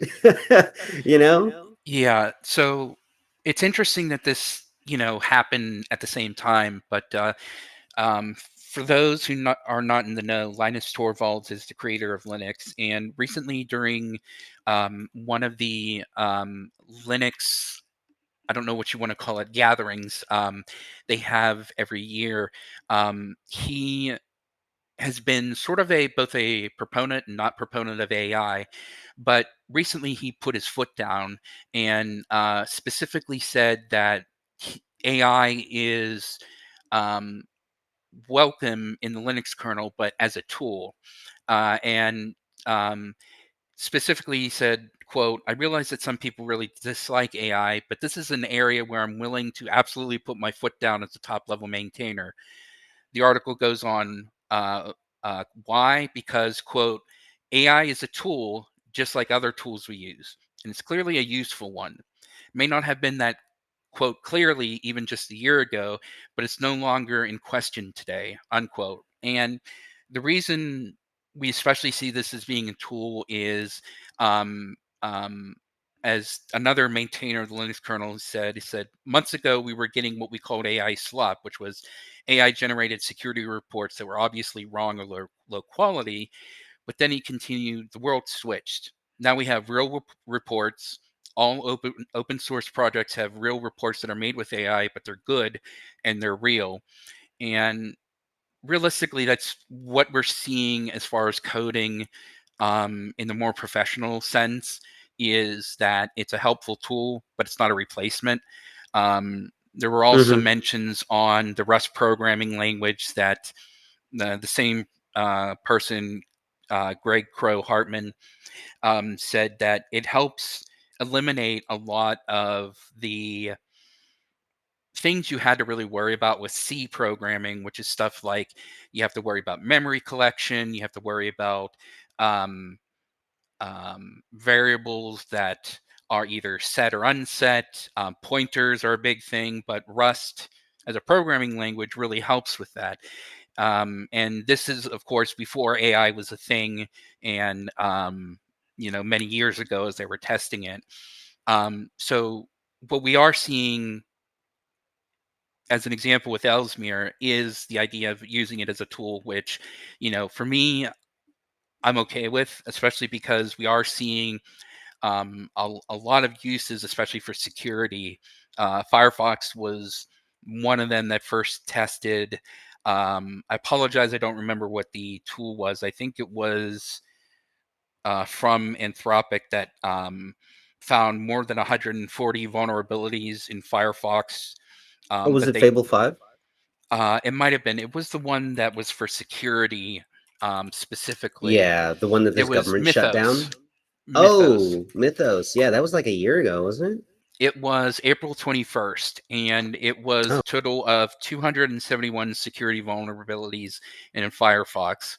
So what we're seeing is sort of a crisscross between um, World of Warcraft and add-ons, as well as the larger coding scene in general, where we're seeing AI as a good tool, but not as a replacement. And I do hope that it continues to be used as a tool, because we're not going to even concern ourselves with the large cheating scandal at one of the uh, greatest universities here in the United States. And I think it was something like a 90% cheating scandal. hmm. I'd have to look it up, from using AI in one of the hardest courses of a university professor. Oh, wow. Yeah. So again, using it as a tool, great. Maybe it'll help you do some research or help you with code. Does not Yeah, solve your problems. Does not mean you should use it on your tests or something.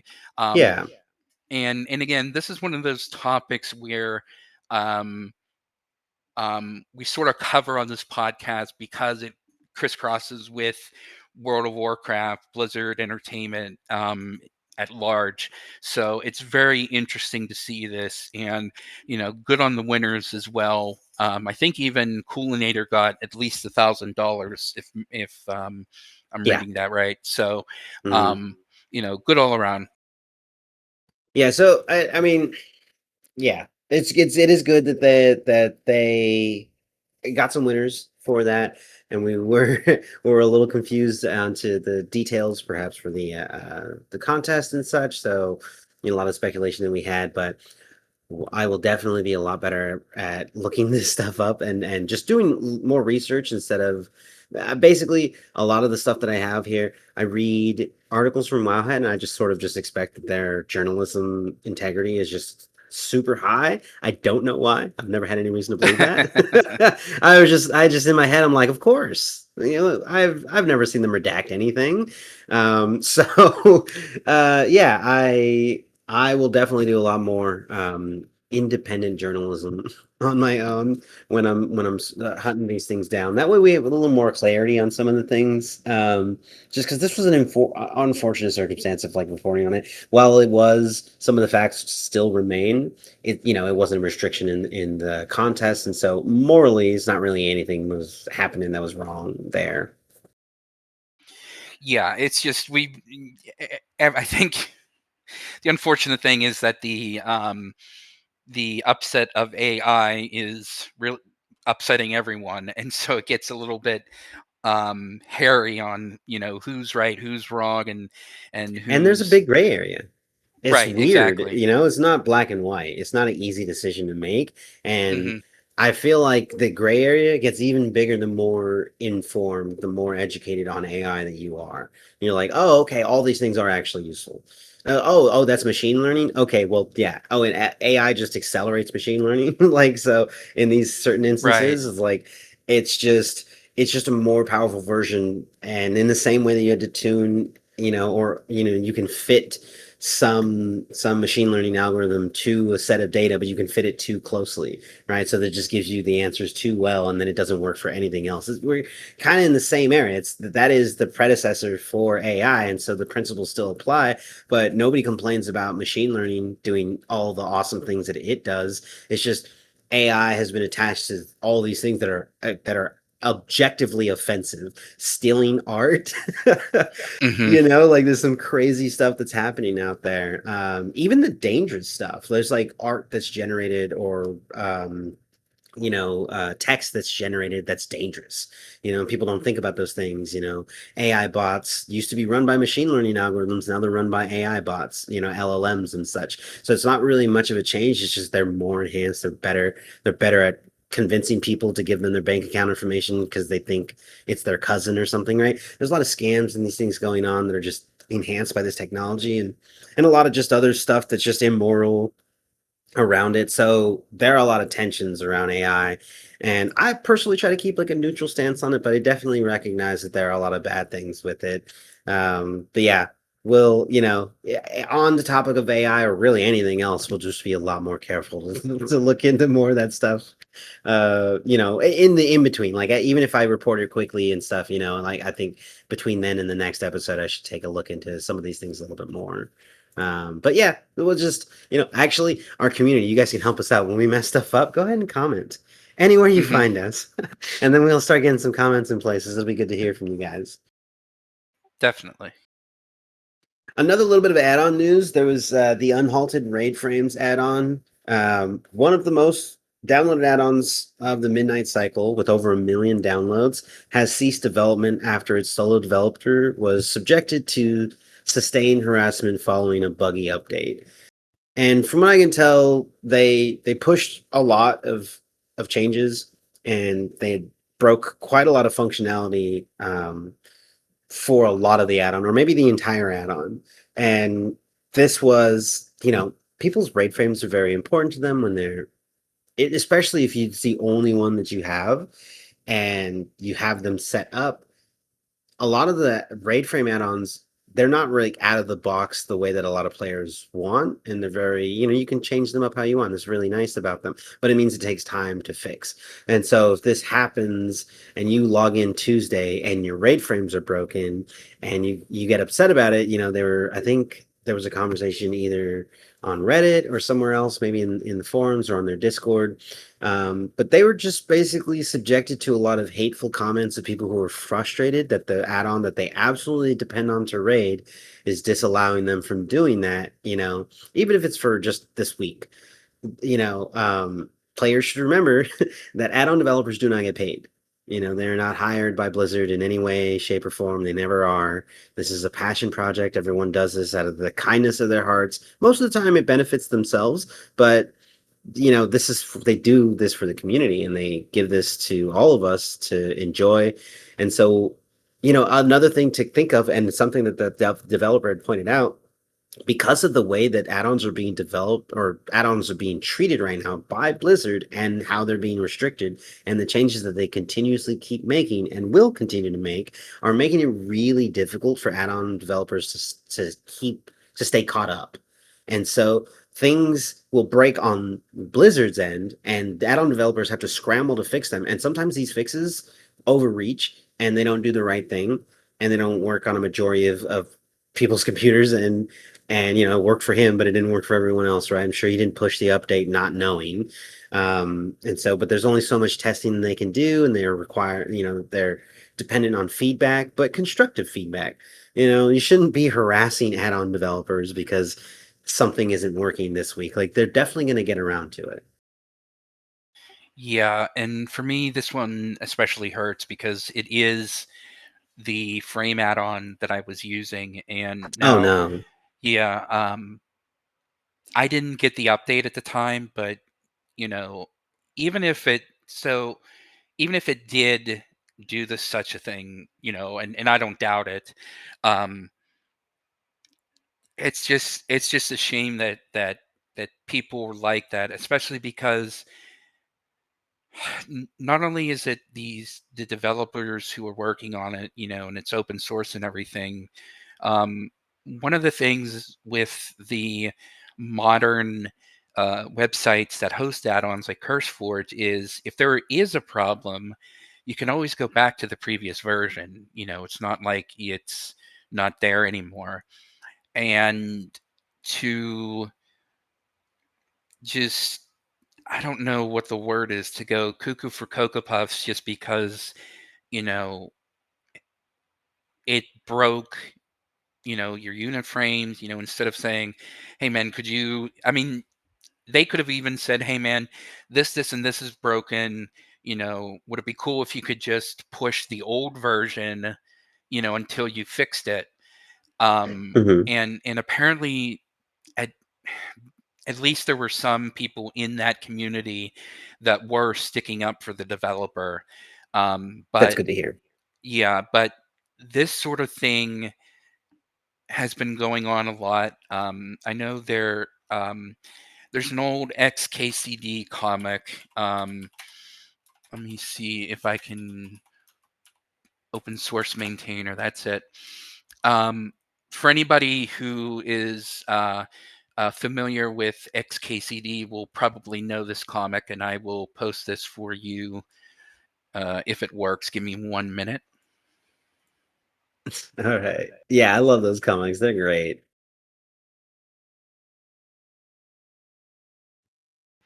The XKCD comic specifically, Oh my God, I remember this.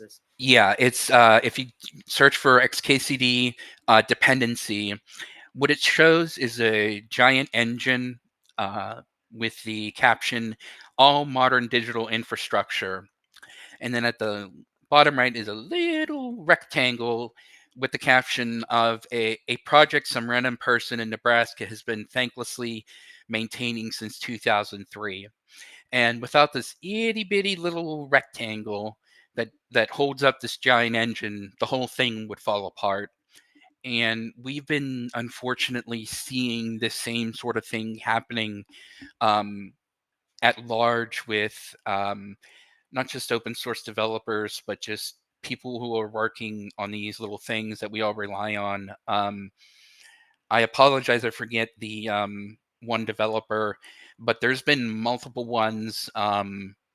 I want to say it was like libxml or a SSL library, but these are things that we, not just us here, like let's say Linux, because Linux is open source, but Battle.net, if you look at the about section, you'll see all the open source, libraries and stuff they use. And it's gotten to the point where even Microsoft is doing this.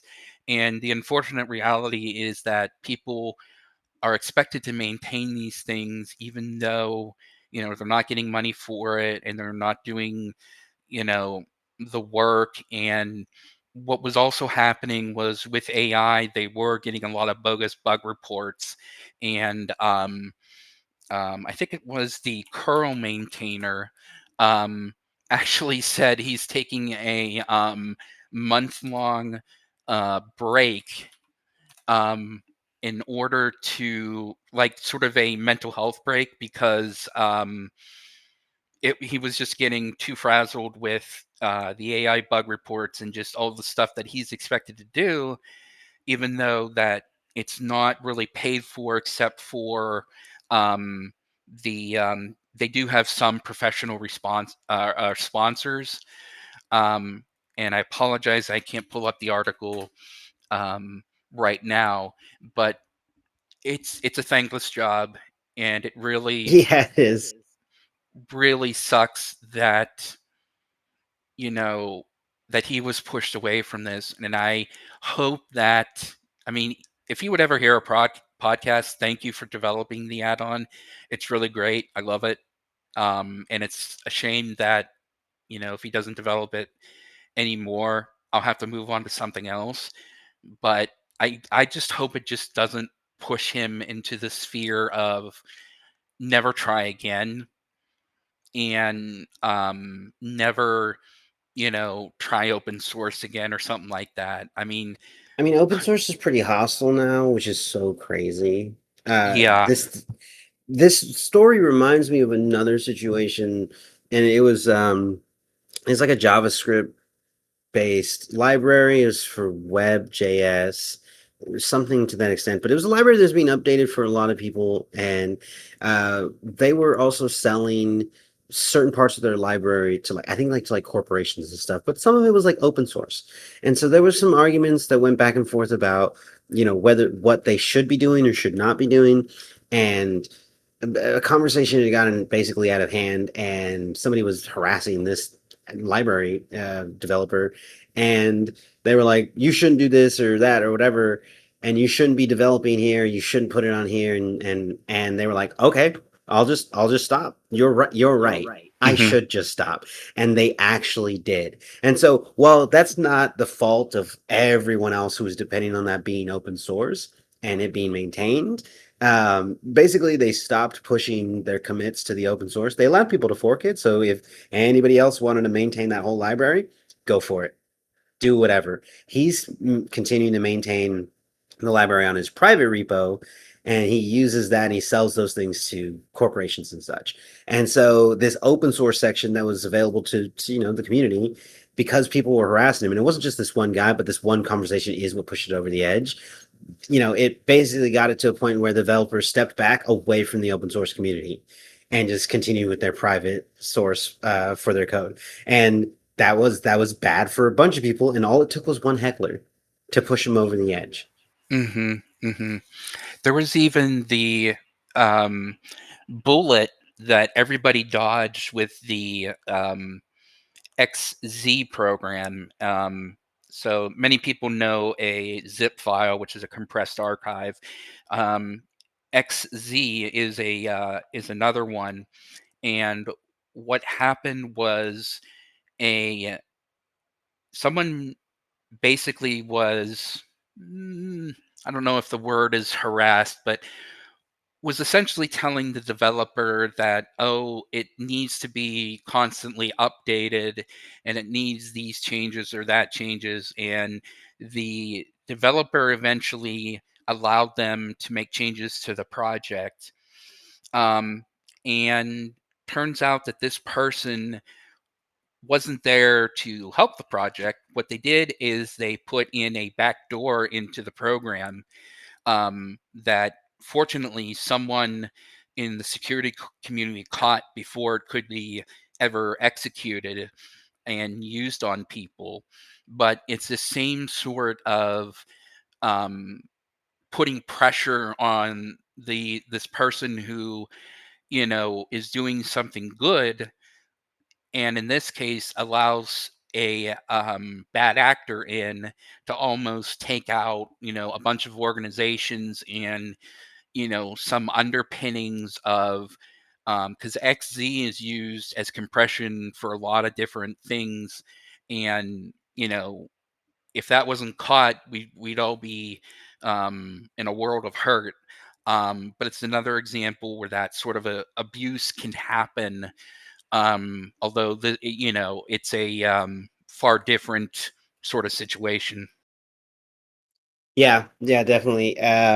But even so, we should be nicer to developers, when we should, especially just to like be really appreciative of the open source stuff. And basically all WoW add-ons are open source. There's a couple weird ones that sell it and some people buy them, and that's whatever. But I like that it's all open source.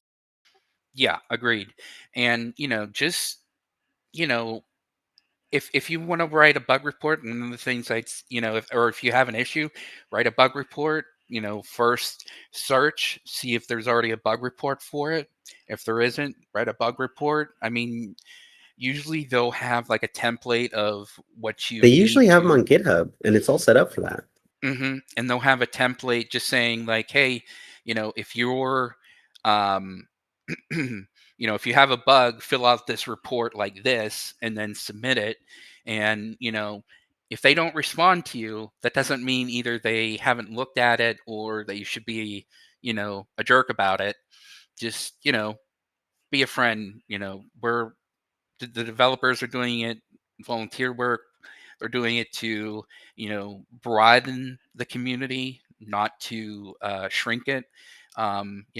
Just be at I don't know what the word is. Just be at peace with them and help them out. They'll help you out.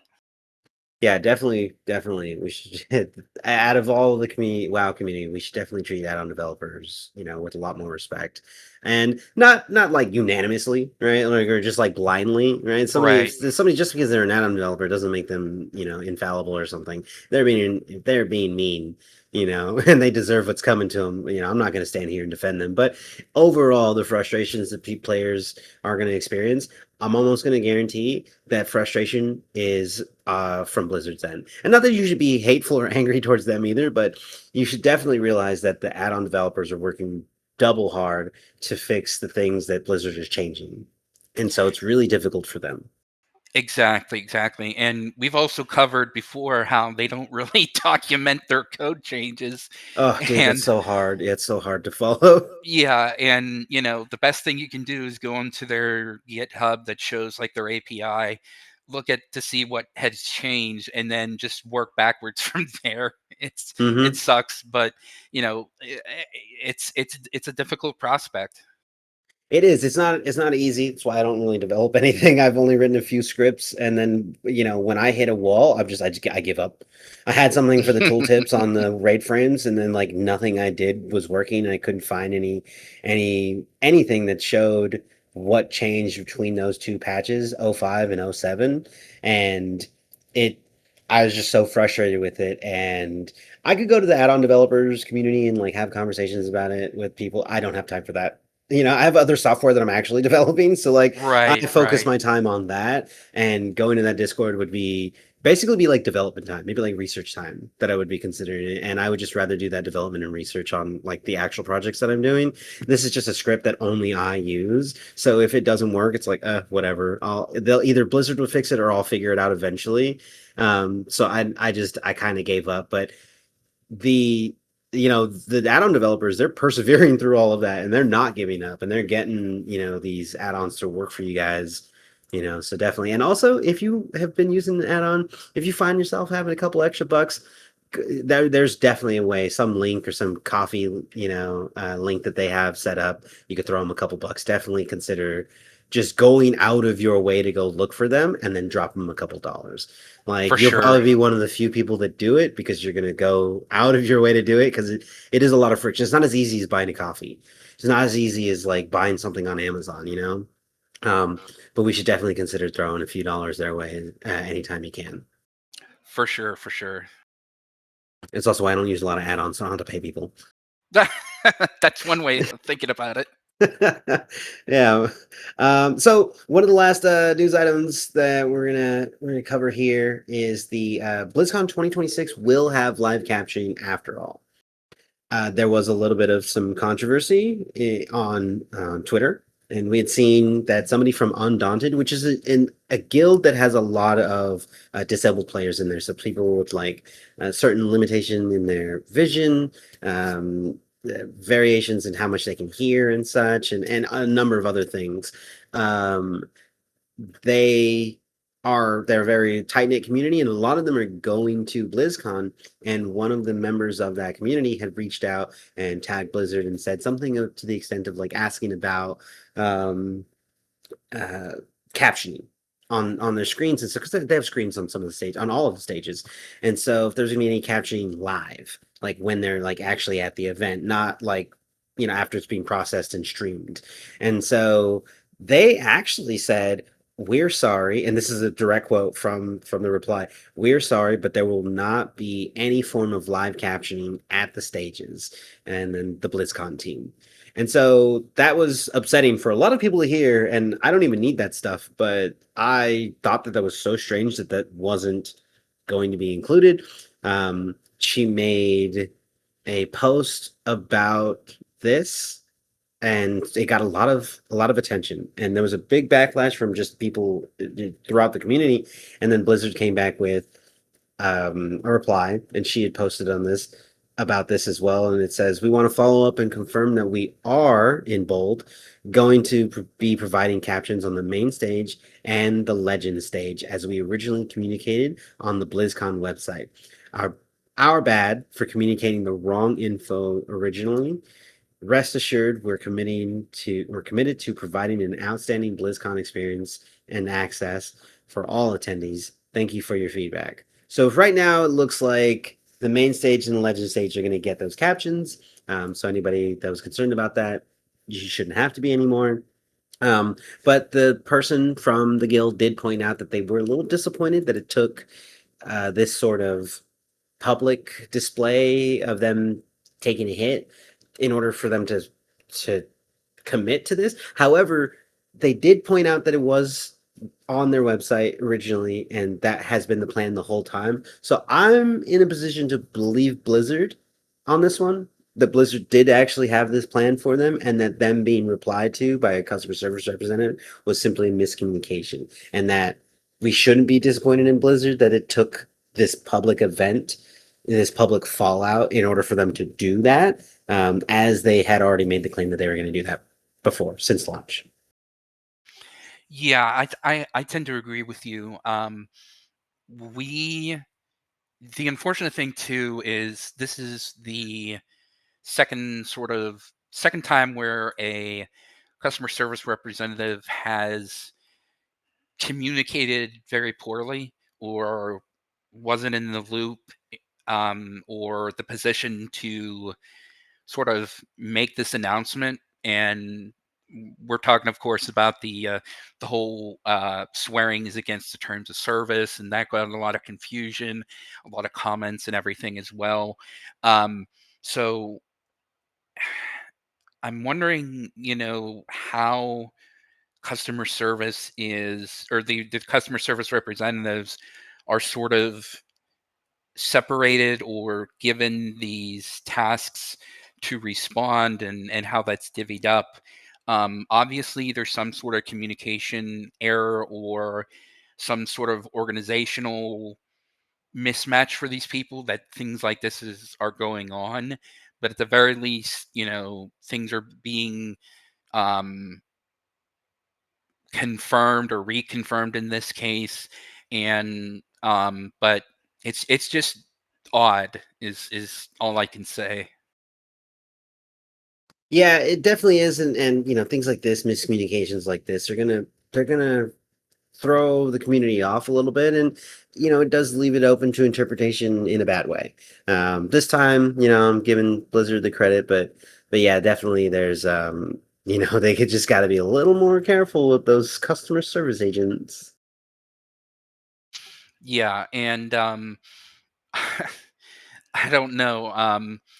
Maybe they just need, the people who know what they're doing respond, or I'm sorry, the people who know the topic respond, and then the other people who don't, maybe ask the higher ups. I don't know. Yeah, yeah, just a different approach than whatever they've been doing. Hmm. So, on to our next news item, we did want to point out that the Break the Meta event is still going on. We've got that basically launching today, and we're recording this on Sunday the 19th. And so we've got a couple of events going on here. Let me take a look. We actually only have about a couple days left. We got today, Sunday, and Monday tomorrow, I believe.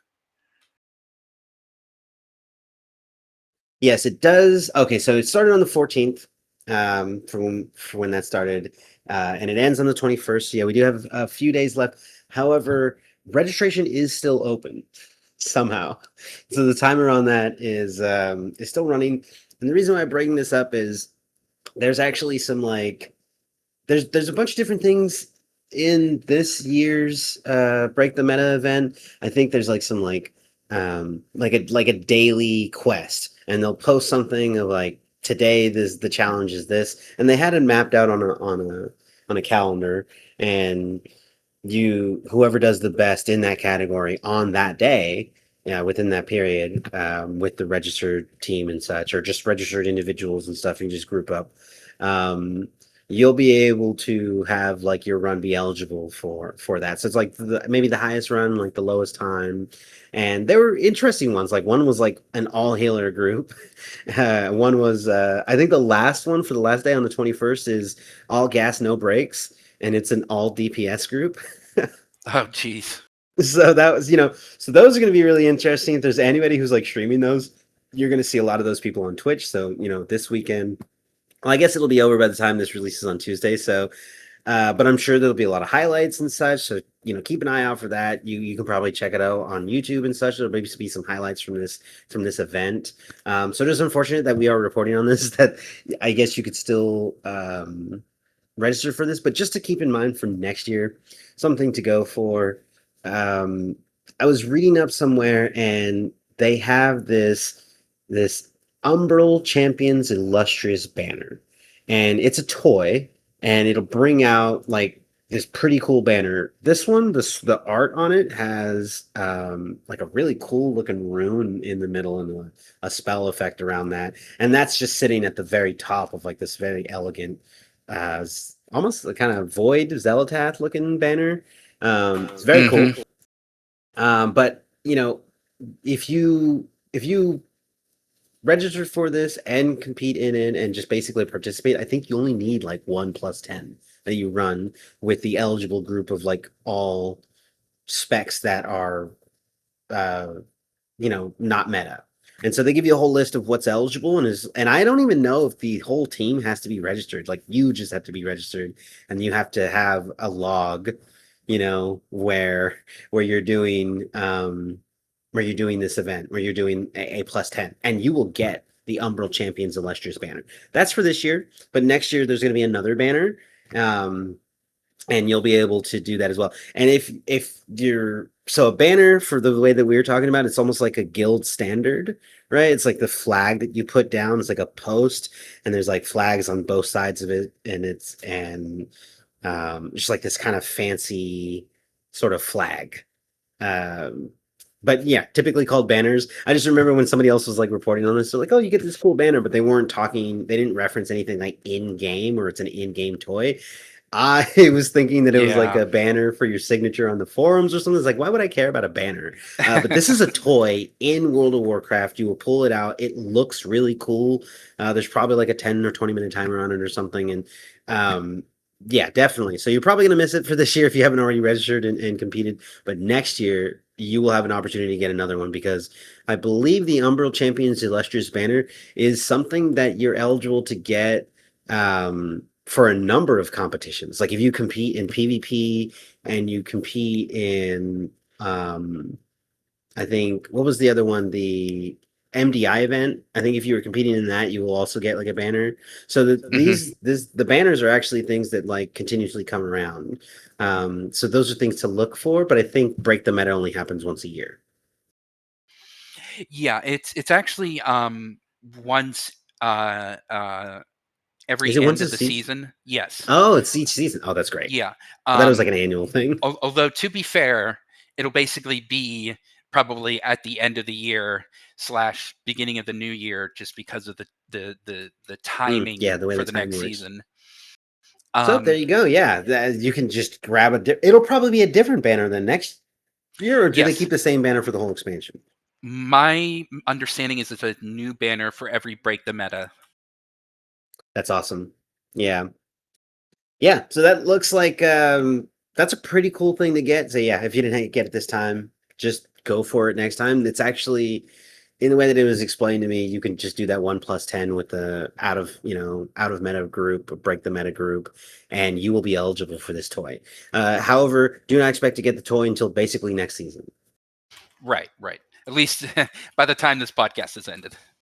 Yeah, no, I mean, from what people have reported, they typically do not hand those out or get those out to players until like the season is over. Oh, I see what you mean. As Okay. so far as it's not been instant, whatever system that they Right. use, and perhaps because they have to gather data from Raider.io, right? And so Hmm. there's going to take some time with that, and they want to be sure about those things. So yeah, you will be seeing, if you did participate in that, just expect that you'll be seeing that next season. Usually around the beginning of the season, people have reported. Yippers. One last bit that I wanted to cover on here before we take off. This one's gone a little bit long, and we've talked a lot about technology and that Ion Hazzikostas story. We went over that for a while too, but there was a lot to go over on that one.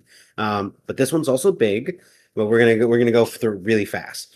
Asha Sharma has made a big announcement, and she basically fired 1,600 people, and then promised that 3,200 jobs were going to be cut. Up to, I think it was like next year. I think that 3,200 included the 1,600 that are already gone. So over the next year, we're going to see another 1,600 be fired. And shockingly, we lost some key roles at ZeniMax Online.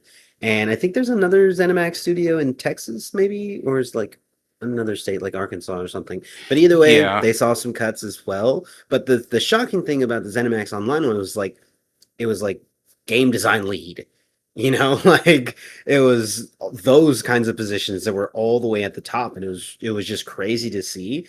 And that was among another 378 other jobs that were being cut from the Maryland studios. And I believe they had filed with the state. There was this sort of in all caps warn letter. I don't know Yes. what a warn letter is, but it was something that was submitted to the state, and journalists that got had a hold of it, and they were able to see it, and then of course the announcement that then they got fired. It all kind of lined up.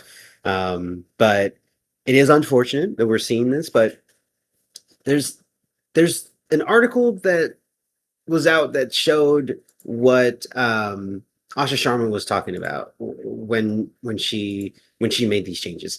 And this was on Xbox.com, and the article was titled Resetting Xbox.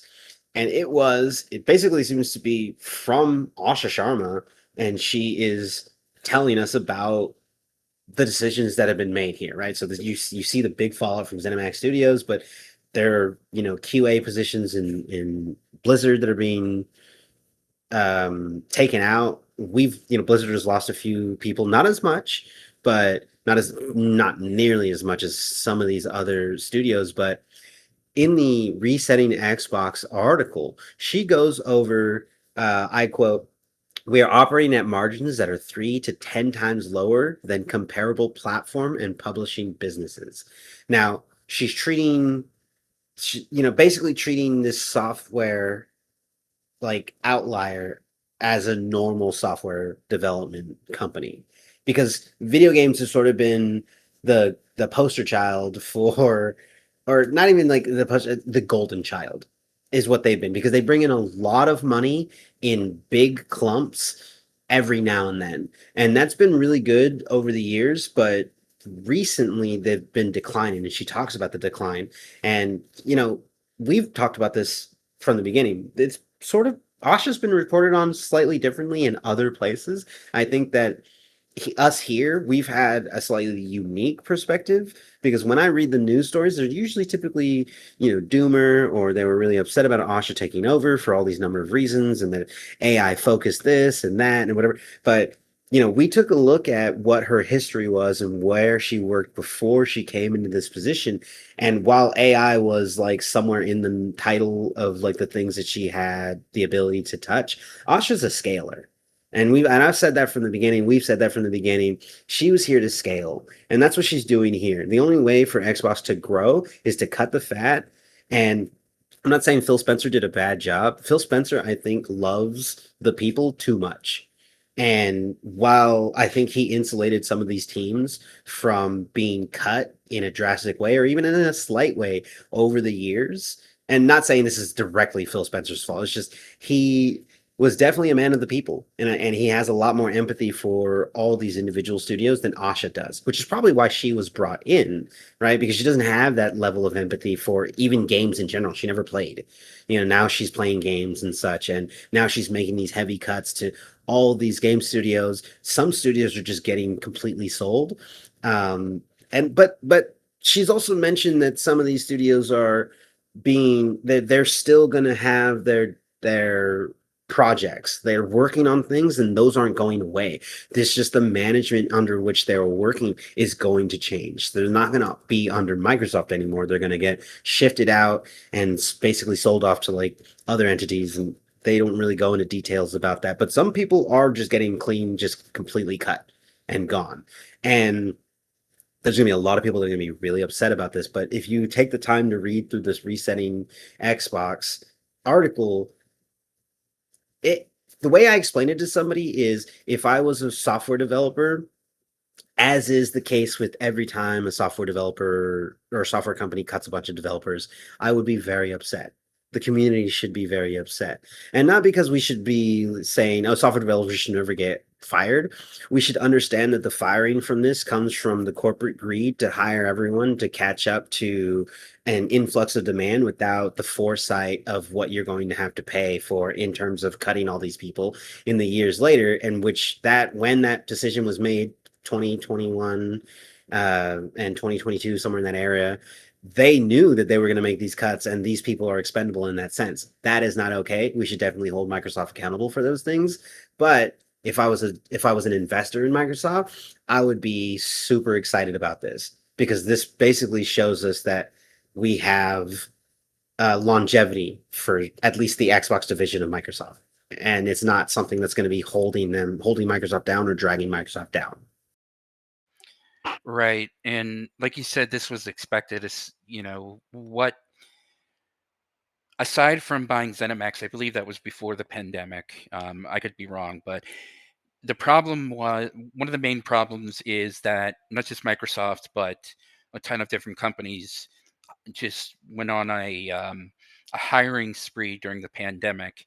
And again, I'm not necessarily talking about buying up companies in and of themselves. I mean, like for example, we'll just say id Tech because they were one of the hardest hit by these um, Yeah. firings and such. Um, we'll say, for an example, id Tech, which was owned by Microsoft, may have overhired for the next Doom because, and I actually read, an article about how just, how much of they called it like a brain drain, where um, not even so in their art department, they went from however many people they had, I think they said like maybe 20, to just one person who was the head of the art department. So they don't, it's just the head of the art department. Nobody else is left. Oh man. Um, and this is especially galling considering they just released a new expansion to Doom. Um, I don't remember if it's how you consider it. I think it's like Doom 2020 or whatever. Um, and they didn't even have the metrics in to say whether it was going to be a smash hit, but from what up from the pre-orders and stuff, it looked like it was. Another one you mentioned was the ZeniMax in their online division with Elder Scrolls Online. They confirmed in this same article that they were actually hitting all the metrics to being, profitable. Not necessarily super profitable, but they were hitting the metrics that Microsoft wanted them to hit. So them firing them is again especially galling because they were hitting these metrics. However, I think the worst part of this is that on July 6th, there was an article that specifically Xbox's CEO wants its games to cater to, quote, more than 1 million people each day, or 24 times more than the peak population of Steam, Hmm. which, as the article says, is delusional. Um, And just to put that into perspective, quote, let's talk about video game subscribers as a metric. World of Warcraft, a video game Microsoft currently owns, hit a peak of 12 million subscribers during Cataclysm. 12 million players, the absolute highest point of one of the most popular MMORPGs ever created, the literal biggest fish in the genre, that is 1.2% of a billion. Yeah. So it's crazy to think these are aspirational goals, but Right. basically in line with what Asha Sharma has a track record of pulling off. Going from millions to billions is the numbers that she works with. And so Exactly. while I do think that it is a little crazy to mention that now and like say like, oh, this is what we're gonna do, because I think they are really far from that. When I read her resetting Xbox article, when this post to all of us, I'm genuinely seeing what I expected in when I looked at her history and the idea that I had.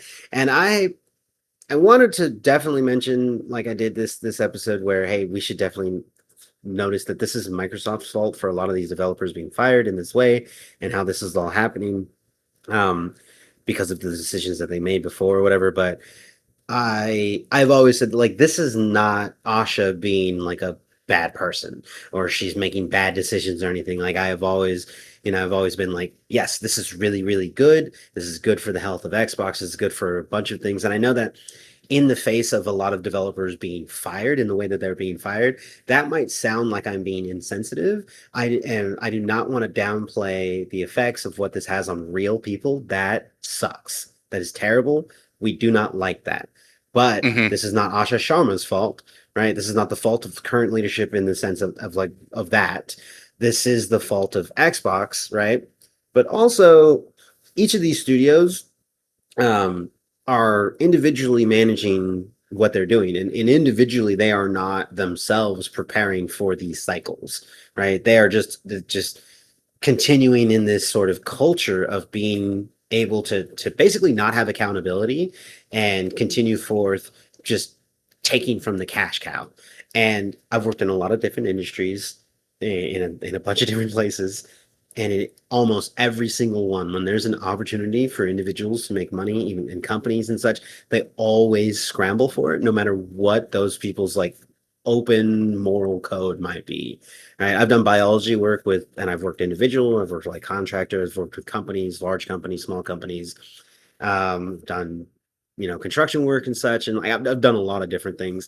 And in all these things, even when people who are like very morally righteous, like a lot of biologists definitely are, um, at least they portray themselves to be. When it comes to just taking money for like not doing anything at all, they are the first to do it. And so, like, I do not put this past anybody to do that. So, game companies just saying, oh, you want me to, I can keep my entire art team. I don't have to think about cuts, even though we can see what the economy is doing. We're not feeling the pressure from Microsoft because, Sauron's eye is passing over us as he's looking onto the battlefield. We're just hiding at the foot of Mount Doom. He just doesn't know that we're here, but we are definitely we're not in a good position, but as long as they don't look at us, like, we're fine. Like the leadership in each individual studio should have been able to see these things coming as well and not lean into the culture of just being inefficient, right? Like you're just Mm-hmm. leaning into that and not slimming down yourself. You're just like taking the money as it comes when they say, hey, you have this much to build your team. Granted, they could have had quotas. There could have been something that says you have to have this many people in your studio and that's the end of it. But in the way that it's being presented by Asha, there was a lot of oversight and a lot of overlap in responsibilities where things just slip through the cracks. And we're not having that anymore. And she's gone through and just restructured things so aggressively. Again, very good for investors, very bad for PR, very bad for software developers. I think it's bad for a lot of things. But as someone who likes Xbox, as someone who wants this company to continue going forward, I think this is a healthy thing. I think it was a dying, like on its deathbed, right? Sort of situation, and Mm-hmm. this is a resuscitation. and it is not going to feel comfortable, right? And again, the blame should be on Microsoft.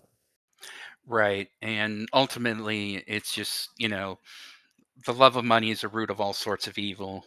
Um, and this is what we see. The good news is that at least um, many, or at least some, let me rephrase it, at least some of the developers have been able to um, essentially buy themselves out and pull away from Microsoft. For example, Double Fine was able to um, pull itself out, as in another or gain its independence as a independent studio once again.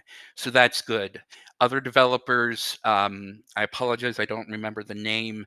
The one who developed the Song of the South. I believe they've gone independent, but right now what they need is sort of like a publisher to help back them. And so, you know, hopefully many of the studios that were completely cut um, find their own independence, find publishers for their games, um, and those who were completely let go, find new jobs and such in the industry. But it's just a difficult time. And we should also preface this that a lot of other companies are seeing this as well. Like, this isn't just a Microsoft thing, um, but it just especially sucks with just how much of history is still with them. Again, I'll bring up id Tech. I apologize, I don't remember the um, the developer who was one of the co-founders.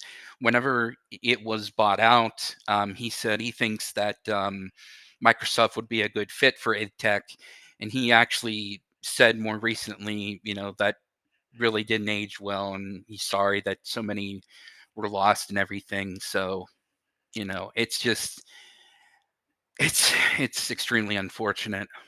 It's also foresight that nobody has. You're always taking a gamble Right. on those things. But Asha did mention that it's not a good idea for Microsoft to own all the best studios.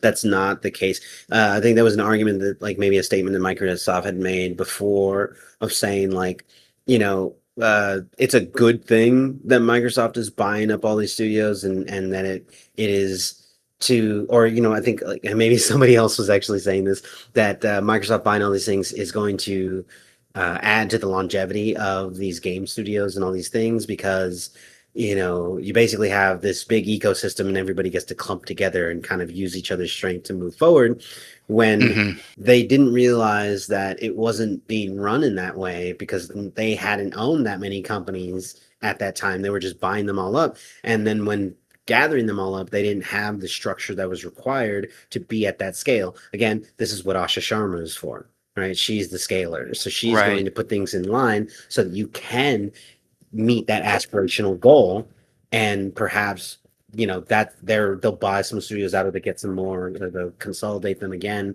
later on, or just grow the studios that they have into bigger teams to do more games at once, um, and scale them up. Maybe hire some of these people back and such, right? Like, she's a scaler. I think a lot of these people should really sort of expect that they might be getting hired back into some of these studios in the coming years, but also that some of these studios might actually be getting sold and let go, and not be under the ownership, and and to have Microsoft be the custodian of these, or Xbox be the custodian of all these game studios, that these are going to start to become independent again. Yeah, and again, um, hopefully most of the studios that are being completely cut will be able to go independent and have a lifeline, and those who aren't being cut, the developers, and the people involved will be able to find other jobs. Um, I just, like what you said, hopefully they can be a better custodian, at least insofar as the people that they do have now, or that are still there. But it's just such a hard situation to even talk about, because it just, really tears at you. Yeah, definitely. I feel for all the, I mean, these are real people, is what we have to think about, right? It's Hmm. the developers have real families that are really depending on them. Those things genuinely matters. It the impact of each individual family having to suffer even for a momentary like bout of time between this job and the next one. And I know I'm talking about like middle class Americans here and such, right? And they're in a much better position than perhaps impoverished Americans. That doesn't make it any less impactful, and it should not be overlooked. And these are the kinds of things that we definitely need to get on to corporations like Microsoft and other corporations about and be more vocal about it and vote with our dollar. And I know I'm saying that as like somebody who's just like locked in to subscribe to World of Warcraft, but Blizzard, I don't know, it's definitely under Microsoft. But hey, I'm voting with my dollar. If you disagree with Hmm. Microsoft in a certain sense or whatever, even down to its subsidiaries, then you vote with your dollar. And that is, I think, what people should definitely be doing, especially in capitalism, is the best vote that you can make, and start to speak up about it in that way. When you see these companies over hiring, let them know that when they do these big firings and such and these restructurings from decisions that they made, that they pay for that. They pay for that with losing your money, losing your dollars and such. And we need to let them know that these are things that we're not going to be okay with. That if you're going to operate your company in this inefficient way, then I'm just not going to participate in that. Find a different company that operates in a different way, a more sustainable way, right? Because when these situations happen, it's hundreds of people who are now without the resources that they need. And that's terrible. I think that's terrible for anybody that's in that situation, even momentarily. So yeah, we should be a lot more harsh with the bigger companies for these things. I don't want to downplay those things, but again, it's business, and I understand that this is for the growth of Xbox and it's needed. So in part I agree with it, but I don't want it to be lost that we do feel sympathy for all these team members and such. Yes, definitely. All right, this one's been a long one. So almost 3 hours on this one's for one of our longer ones. So that's great if you really had a long opening for some podcasts today. um, Before we go, if you want to support the show, the best way is through our Patreon. Every bit helps us keep the lights on, improve the production, and keep this going every week. You can find us at patreon.com/lastattemptpod. If you can't spare the gold, that's totally fine. You can still help in a big way at no cost. You can find us on Spotify or Apple Podcasts. Drop a 5-star rating and a review. We'd love to see those. The biggest thing you can help to get us out there and to really legitimize us is to drop those likes, drop those reviews, and send us to your friends. Get other people to listen to. We know that some of the community that we have here have like shared and shared it with other people and such, and we've got some growing numbers, and that's really good. We appreciate all the new people that are coming in. Love that. So yeah, we just ask you guys continue to do that, and especially if you want people to come into WoW, they don't have to play the game to listen to this podcast. We try to be very, informative on what's going on. And maybe some of the conversations we have, especially about lore, the things that are going on in the game, are really interesting to players, and they want to, your friends decide they want to jump in with you. So yeah, definitely try that. Try that out. You can find us on Twitter or X, the Everything app, Instagram, TikTok, YouTube, and Twitch. All of those, our usernames are at Last Attempt Pod. And the Discord link is always in the description. And Templar, where can these people find you online? Yes, I always stream our raids Tuesday, Wednesday, Thursday. I usually start at 9:15 PST, just so you don't have a half hour of us waiting for invites and such. Excuse me, waiting for invites and such. Um, but you can catch it at if you just go into your URL and just type in thehumandestruction.com. That'll take you straight to my Twitch page, which is twitch.tv/TemplarIvanhoe. If it doesn't connect to you and forward you to the Twitch page the first try, some of us in our guild have had to like type that in a couple times, let it load, but eventually it will work. Yeah, just keep trying. And occasionally I used to raid and also stream, but now I just raid. But if you check out twitch.tv/squirrelthug_, one day you might see me stream. So if you're going to find me anywhere, it's definitely going to be there. But you can also find me on Raider.io. My username should be on there, Squirrelthug. But you should just look for our guild. Second Attempt should be on Sargeras, and we should have officers listed there and such. You can message us. I believe our information is on in there, but also my BattleNet is Siurus, SCIURUS, hashtag 1916. So if you want to add me on there, you can add me on there and message me about joining up in Second Attempt or joining up in our community. We'll get you an invite into there and get you into some of the Mythic raids with us. So that'd be really cool. We are getting pretty full on our team, but a flex player, DPS, and another role would be really good to have anytime. So yeah, if you're thinking about joining up, hit us up. It'd be great to see you. And I want to thank all of our listeners for being here with us and continuing this journey with us. We've been really appreciative of that. Coming up on our 25th episode next week. So, a quarter of the way to 100. 100 is going to be a real big milestone. Mm-hmm. We'll have to do something really cool for that. I don't know what yet, but I basically have a really long time to figure it out. But it will happen somewhere in the middle of the Last Titan. Ooh, that's true. So that's gonna be cool. We're looking forward to that. I don't know, man. Maybe like buy something like the following expansion, and then we'll give one of those out or something for like a contest for There our you go. listeners. Yeah, you're just gonna have to start commenting on stuff. We'll get people motivated one way or the other. And we want to thank Templar, always here with us. Always great to have you here. Thanks. It's always good to be here. And that's us for today. See ya. Laters.